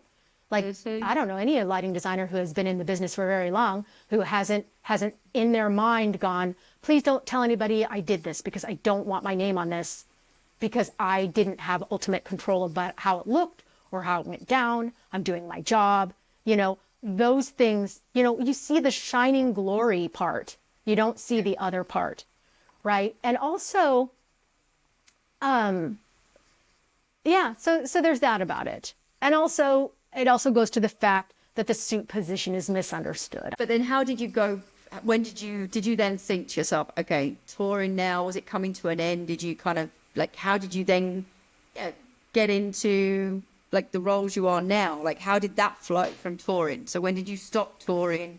Well, it was interesting because initially I was, you know, the Natalie Chapman tour finished at the end of September. And by December, I didn't have any other work. And because I had moved back to San Francisco, when I was in Los Angeles, I could always find work between tours. I could always find work. There was so much work. And then I came home after the Lemonheads tour and my roommate was gone and there was an eviction notice on my door because you know, I had been sending money, but things hadn't been paid, things hadn't been done. So I came home exhausted to an eviction notice on the door. And I was like, I don't want to deal with this. I think that now that I'm touring, I'm just going to go home. So I had always kept a very close round of friends up here in the Bay Area. So I just moved home. I thought, why don't I just move home? So I did. And then I got some touring work, which was fine. But then when I didn't have it, I didn't have local work. And there was not the plethora of work in San Francisco. So I was like, I got to find a job. Like, I need to go find a job. And I met Phil, and he was representing Strand at the time, and I met Jim Shellstraight, who sold integrated systems at a company called Holzmueller here in San Francisco. And they said, Kim, we will offer you a system installation job, but you have to promise us a year, because we know what you do. We're not going to give you a job in January to pay your rent in February if you're just going to take a tour in April. So if you decide you really hate it, fine, but we're asking you for a year. Which is fair. It's fair. And I did get that phone call back. I would like to say I did get that phone call back in April to resume doing Ringo Starr with Jeff. And I said no. And I started learning about the money. Because when you're on the creative side, you don't necessarily know. The production managers do it, the tour managers do it. You know, as much as I talked about how you should know every angle, you know, there's a whole nother layer of the negotiation on the money side. So what I really meant creatively is understand maybe the tech, understand maybe what it would take to float what you're asking in a ceiling. Like, I understand you're going to stamp on your lighting design that rigging is done by others, but just to basically not assume that you're not getting what you want because people don't want to do it. Maybe it just can't be done. And maybe you need to learn a little bit more about what can be done, right? And ask those questions and not be frightened to not know everything. I think some people are also are frightened or thinking their position might get taken away because they don't know everything, you know? Maybe they could, I don't know. But once again, that, like, maybe they just were trying to keep their job. But after about a year, though, to be honest, Sarah, I started borrowing lighting and started doing bands at night. So now I've got this full-time sales job, but now I'm doing lighting for local bands for nothing at night. And after about a year of that, I was like, oh, this sucks. You're just going to have to face the facts that you want to go back into production because that's what you want to do. So I tried to move into the production department of that organization. It didn't really work. And then I was offered Holzmueller Productions is a Bay Area event-based company, and they were looking for someone to come design in-house. And that is not a job you find often. So even then, and that was in 2000, so even then it was a job where I got to be the lighting designer. I was also the account manager. I was also the production electrician. I was also the person who was running the crews on site. So kind of the whole thing. And, and what was even awesome about it is when I was first offered that job from Peter Donovan, we supported the lighting designs and installations for the Hartman projects only with a lot of new equipment. So that allowed me to ramp up by the time they purchased Impact Lighting, which is a local social lighting darling.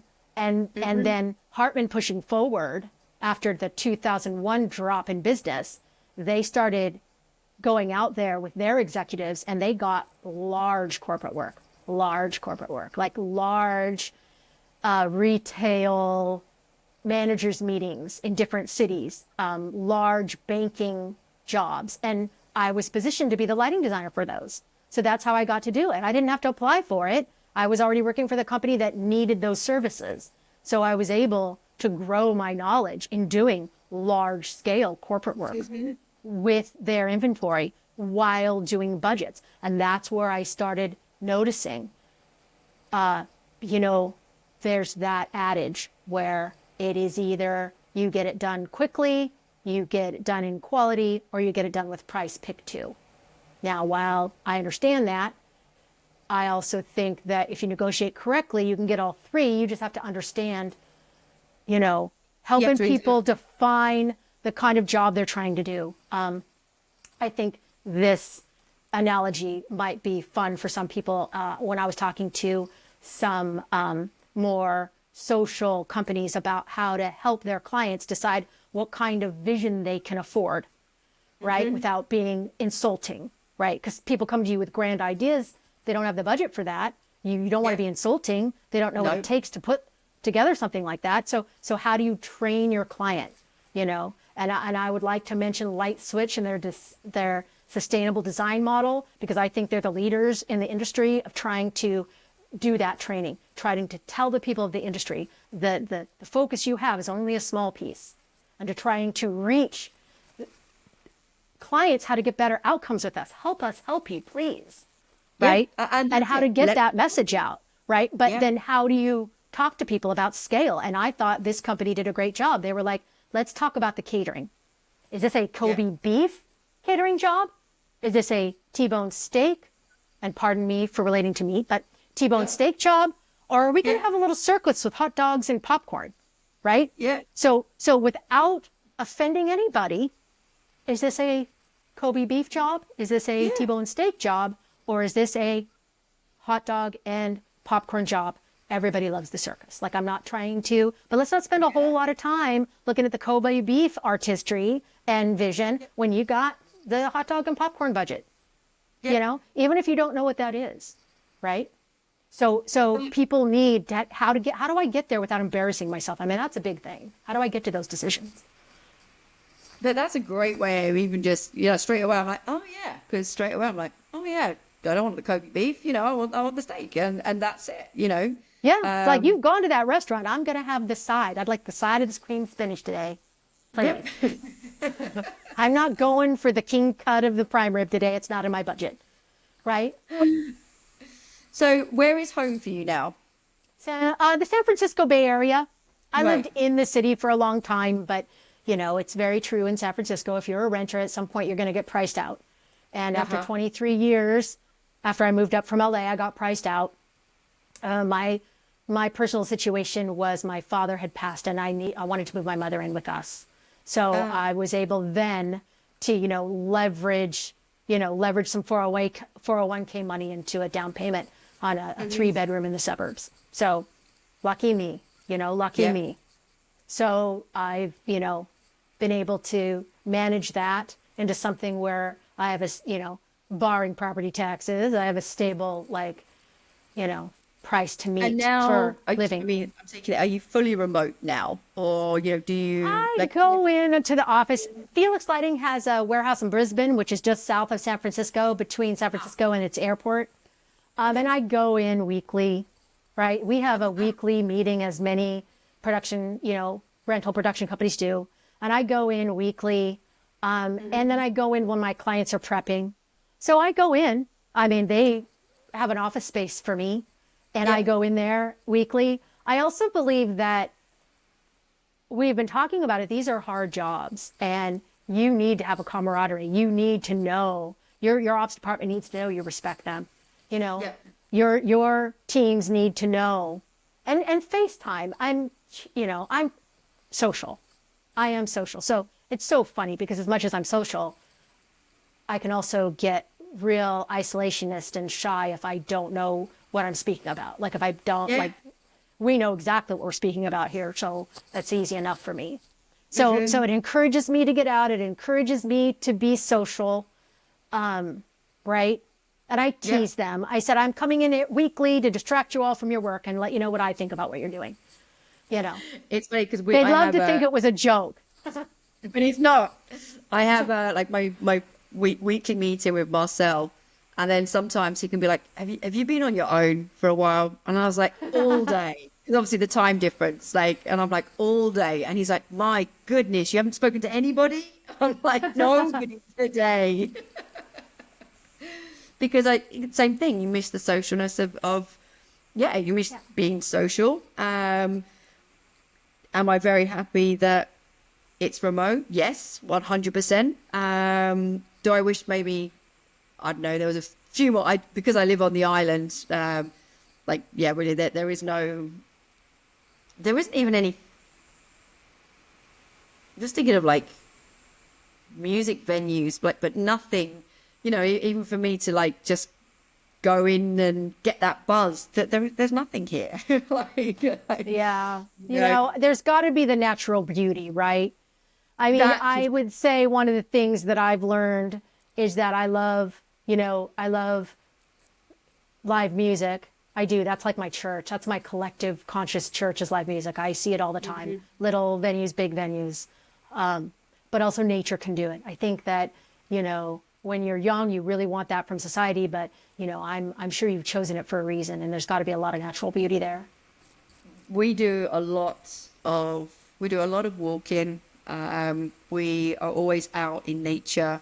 As we mentioned about, we save a lot of animals, foster a lot, try and give the animals to people, and we're very much into the nature. In fact, even now, I mean, I was looking, actually, it's amazing. It's like we've been almost 2 hours now. I can't believe it. I'm so sorry. No, seriously, like that. I could talk. I want to know so much more. But really 2 hours. I can't believe that.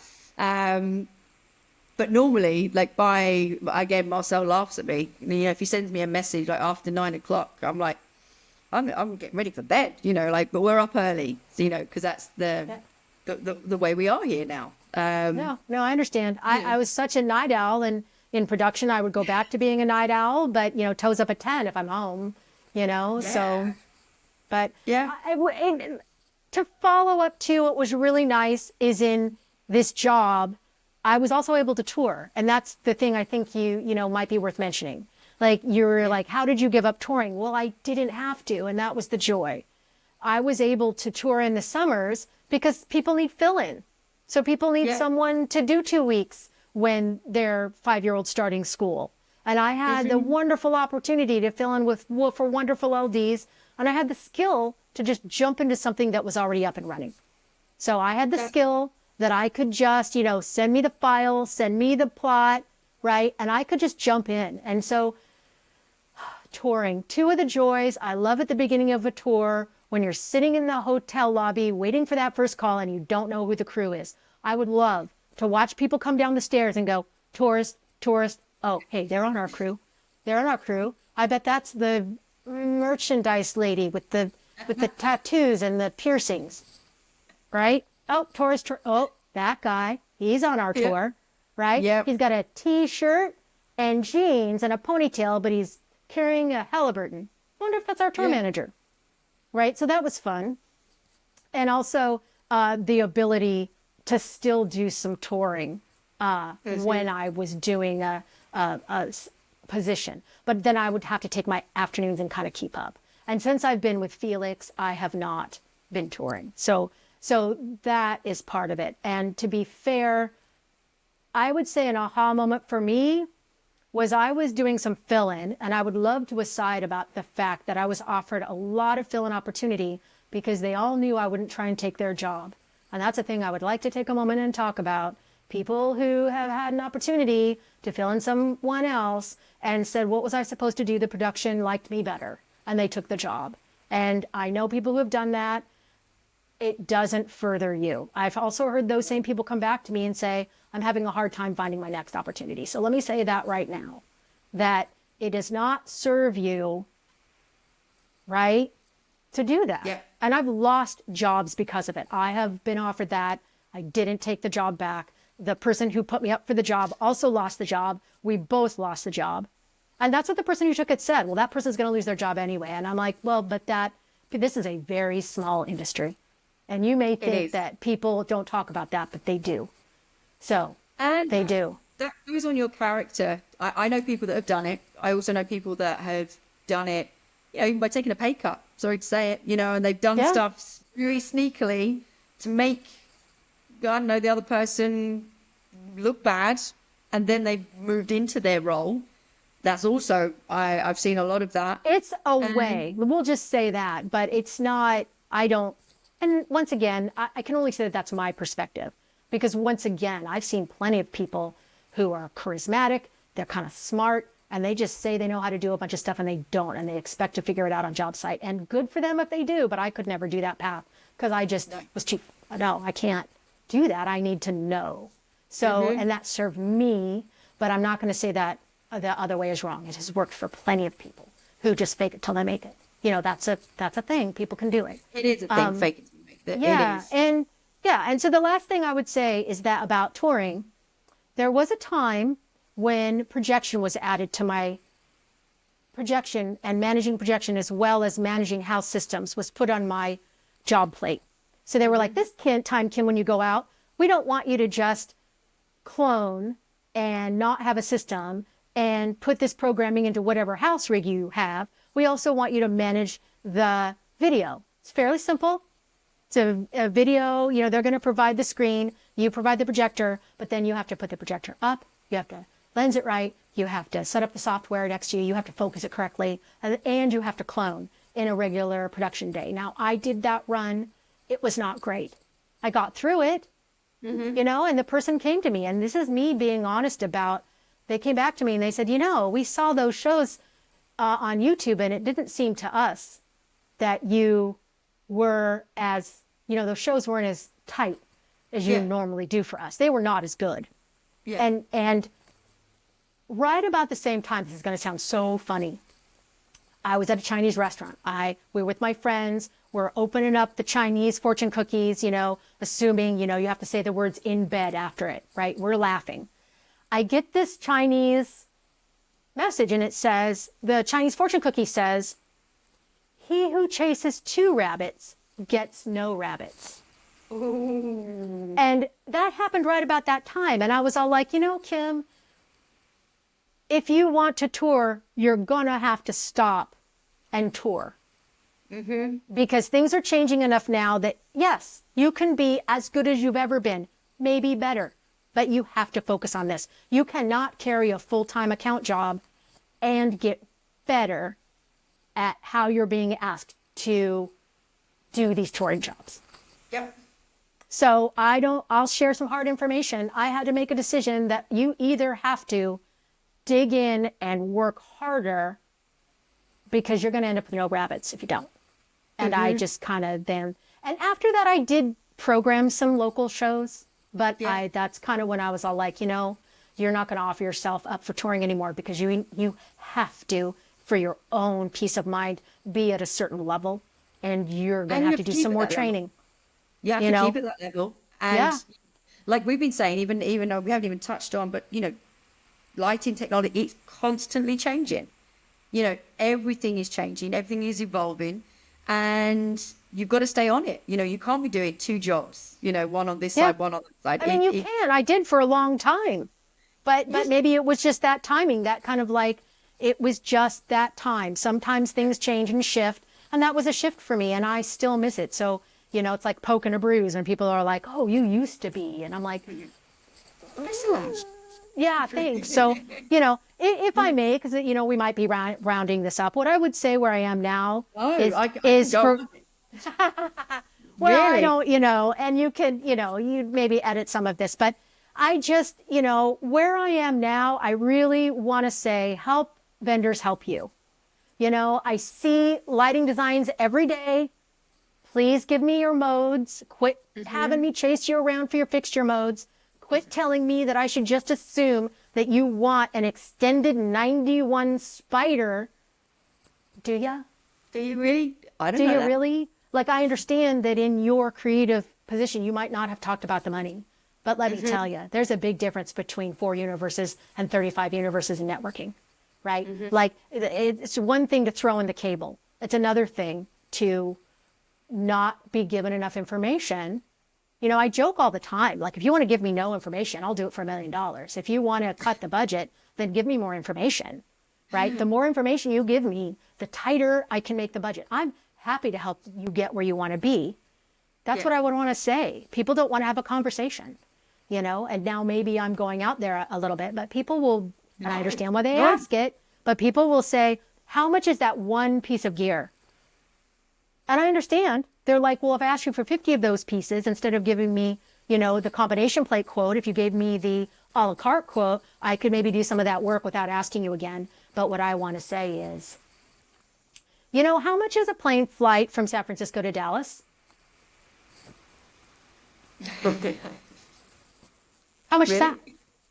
And they were like, what? And I'm like, well, yeah. So depends, right? So same thing with vendorship. It depends, and just find somebody you can work with. So, you can get better vendor outcomes without making it like it's a Home Depot transactional. Have a conversation, make a relationship, try to get the information early, try to honestly give the information you have. And honestly, once again, do the work. Send me the modes. Are you really going to have time to do 91 channel spiders? I mean, if you have a complete show that you're just going to clone or something maybe, but I recently listened to Ethan Weber's interview with you guys, and he said the same thing. I just want basics. Please give us that information, because here's another thing.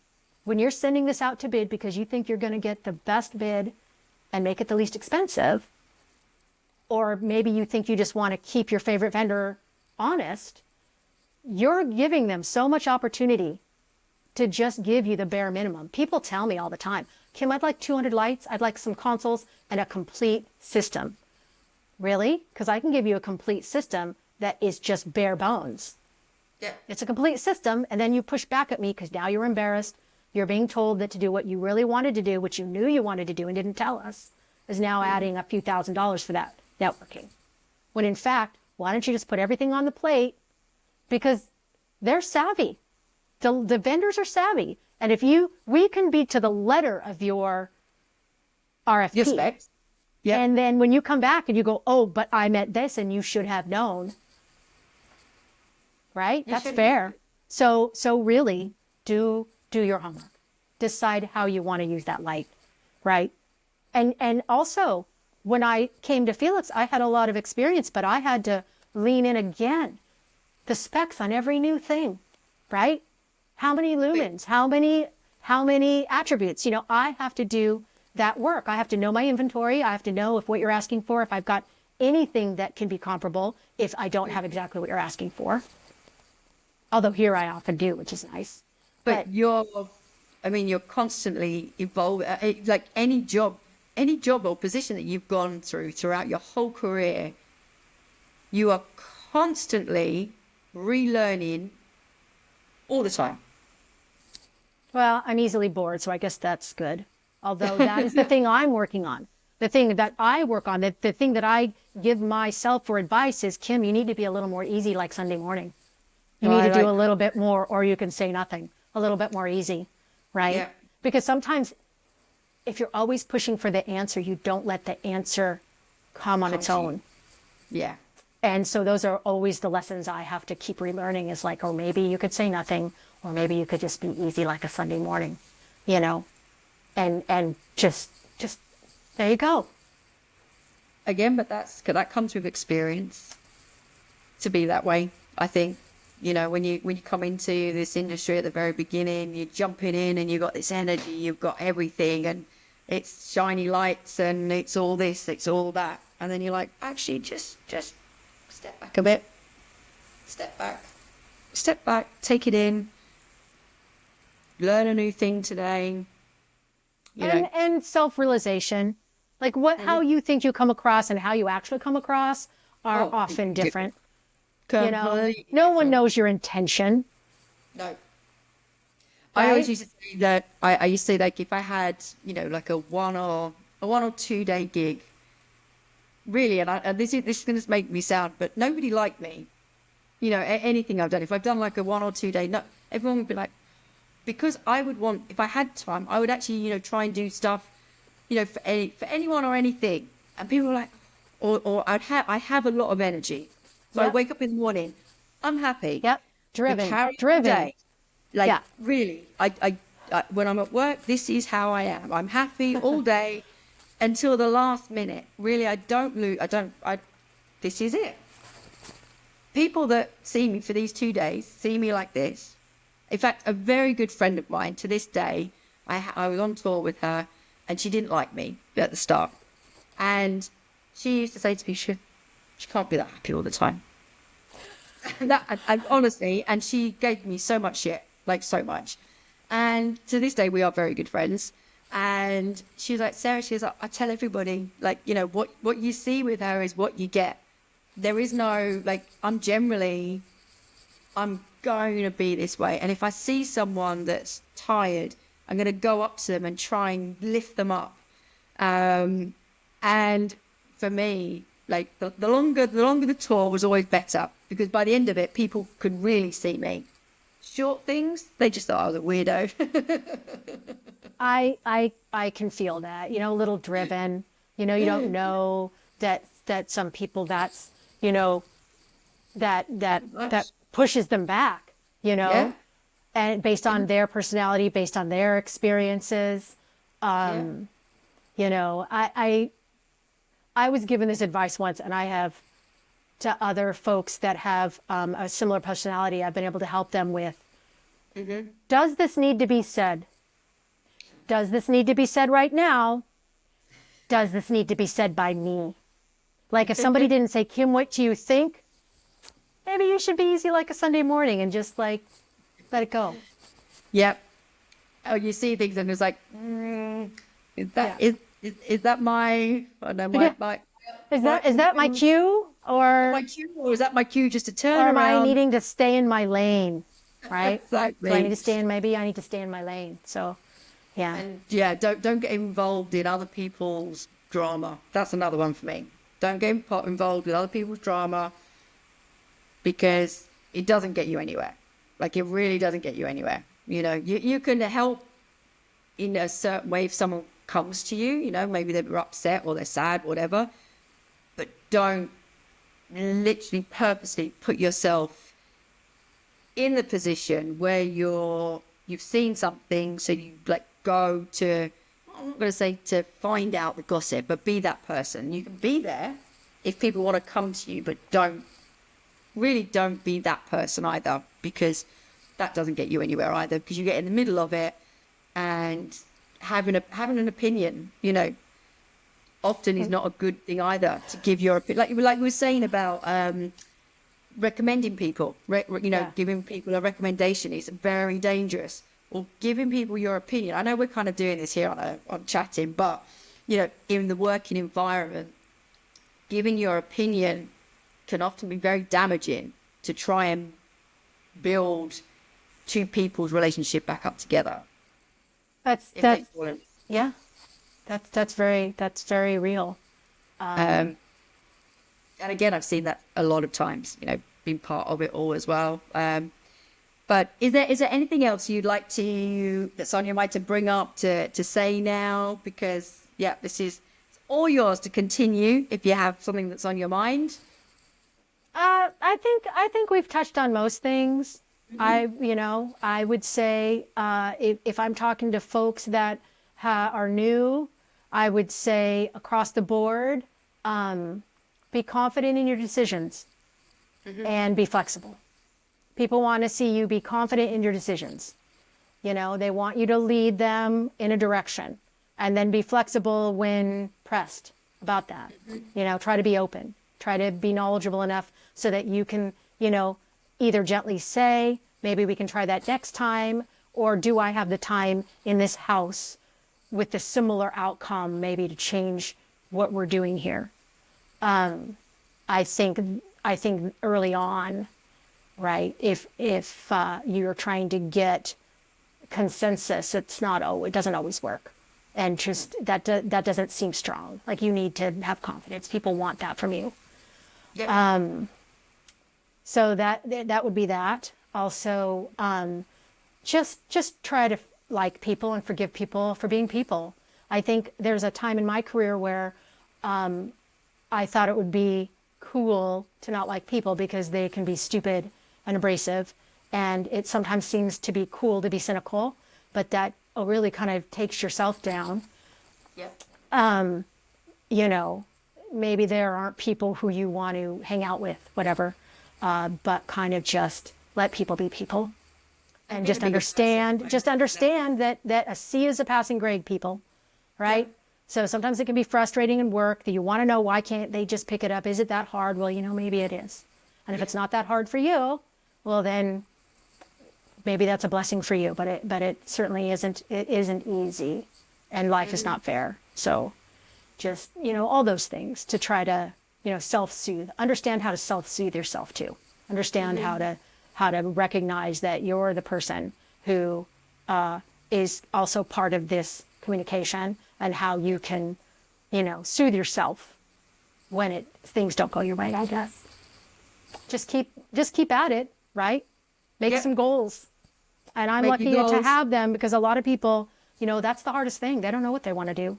So it is good to have an opportunity to, see where there's, like you said, see where there are careers. Yeah. Because, there are a lot of different ways to do it. There is, certainly. Well, Kim, thank you so much for coming on. I really, really enjoyed this with you. And I said, I only, because I looked down, 2 hours, but really I could talk forever. I really hope, are you going to LDI this year? I try to make it every year, okay. Yes. Okay, well, I really hope, I'm sure we'll be in contact before then anyway, but I really hope to see you at LDI again. I wish you a fabulous summer, and thank you so much for coming on. Thank you very much, Sarah, for having me.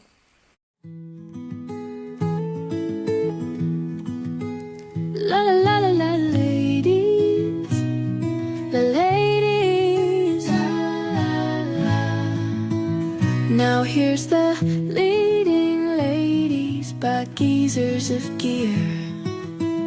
On tour, maybe she got some stories to share. Now here's the leading ladies by the geezers of gear. Rock star ladies with some stories to share, because la la la la ladies, the ladies, la la la la la la ladies. Yeah, she's a Now here's the leading ladies by geezers of gear.